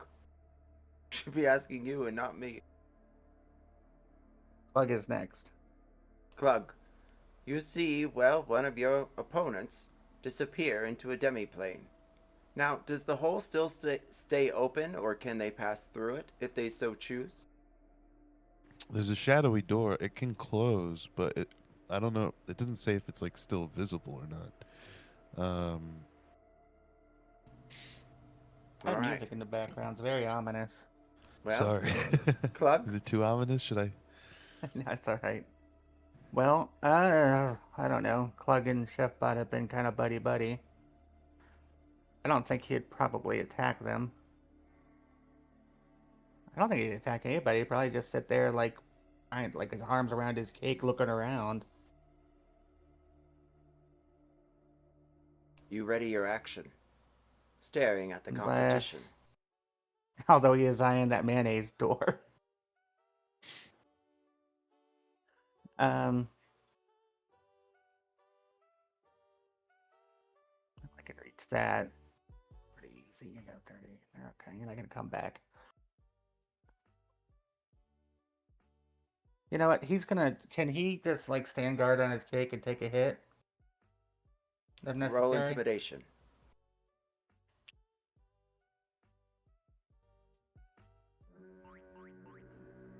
Uh, 10? I can, I'll use a point of inspiration and try to roll again.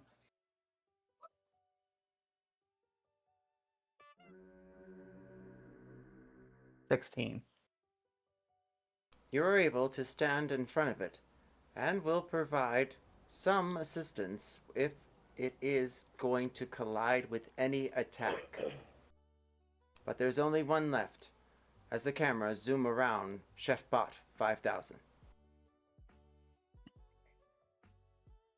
I feel like I should attack Captain Brian's cake because he tried to attack me, but he also missed. So I think I'm just going to.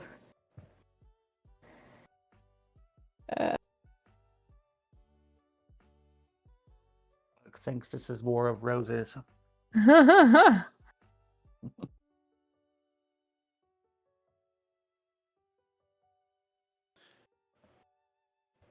I'm gonna cast Tasha's Hideous Laughter on Captain Brian. Hell Because yeah. why not? Oh, that's just a. I think that's fair.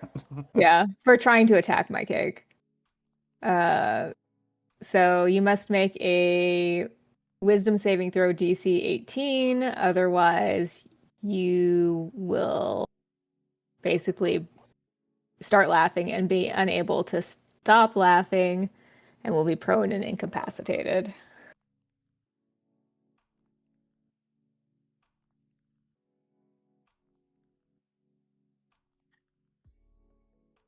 You feel And that's within for your Captain Brian. you feel within your throat a chuckle, and then a hoot, and then a holler, and then you begin to laugh a bit. Captain Brine, roll a wisdom save? Is it wisdom? Yeah. Okay. And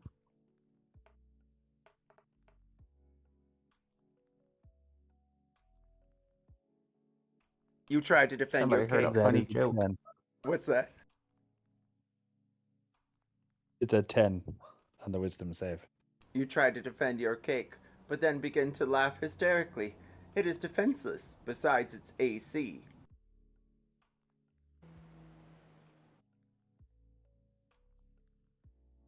Ho ho ho ho! Yo ho ho! That's what it sounds like when you cast laughter on a pirate. Har har har. Yeah. Well, there is honor And a among bottle of takers. rum. Okay, that's all I'm doing for now. Oh, The lights shimmer, and with the echo of the laughing of Captain Brine, you also hear the chime. All right, ladies and gentlemen, that's final totals. Now we give it to the judges. Characters, please take your final totals of both your AC, your save, and your HP and add them together. The winner will be victorious. And Chef Bot 5000 and Klug, you both receive a +5 to your totals. Captain Brine, you receive a +3, as well as you, Sir Hellman.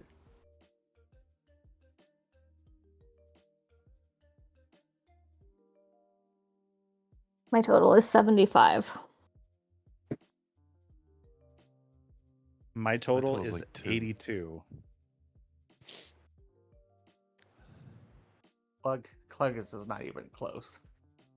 Yeah, I don't Yeah, think mine's. 46. I think I'm like maybe 2, maybe 3. That's just to check my math. That's 39 plus 21 because my cake was at 30 HP and took 9 damage. Plus 3. I think that's 82. All right, final totals are in. It looks like we have a winner. Flashes of light, dashes of Fish smoke, cake. and lightning blasts into the air, as well as fireworks to light up the midnight air. As you stare at a levitating cake made of fish and 1 can of Spam, it drops itself onto the presentation table. Confetti rains down, and you see Captain Brine be levitated off the ground. Swirls of pink magic, and he lands effortlessly inside of a large, giant chair. The lamp begins to shimmer, and 50,000 gold pieces drop in his lap. Yo ho ho! This be treasure! Now! I raise like a cake cutter above my head. It's a vicious cake cutter. And I say, now tell me, ye audience, is it fish or is it cake? You hear them scream out, "Cake!" but a few still say, "Fish!" And the assistant comes out from the side door, greeting the remaining contestants. Oh, well, I'm sorry you lost, but, here you are. She gives you a lifetime supply of, well, cake ingredients inside of a bag that's more like a backpack. Additionally, she Klug wants also... spam. What's that? Klug wants spam. You all receive, also, a lifetime supply of Spam. Thanks for mentioning it. And brought to you by Spam cooking utensils that give you a +5 additionally when preparing any meal of any kind. And with that, the fireworks Yay. sound, and you see a large cake shaped like a fish. Why, it's Captain Brine's. And around, you also see yours, Sir Hellman. Mayonnaise floating and flickering with arcane swirls. And then, well, it looks like our dear friend Klug's, with all of its misshapen parts, a fish head sticking out from one of the sides. And then finally, we have our dearest Chefbot 5000, cooked from their heart. It looks like the reinforced chocolate still twinkles against the stars. And thank you all for coming out tonight. If there's anything you care to add, now's a great time. Bug and the Princess Grunkalina shared his cake, and he also splits his drink with her. And they lived happily ever after. That, Captain, but with Chefbot 5000 and Chris Pine. Which would like is to that say serves me right for attacking Chefbot's cake. Yeah. And then Captain Brine finally cuts into the cake and reveals it is in fact cake, and then serves it to everyone. My fish spam cake. But it's still sweet, keep in mind. It's not savory. It's just fish, and it just is mostly fish and spam. How did this which is win? amazing that it won. Yeah. Well, they didn't taste it before they made it the winner. It was like based on how cool it was. Yeah, I guess. they love the novelty of the game that came along with it. Yeah. I Yeah. invented a whole other game show, the spin-off Yeah. to this show. Well, this was a very mature and fun game. Thank you guys for coming out tonight. Hellman definitely like after tonight's events, he like jumps off of like a tower or something, and then somewhere in like a faraway land, in a giant vat of mayonnaise, a clone of him comes to being, and starts over the whole process again. Well, And Popeye the Mayonnaise Man is the first one that greets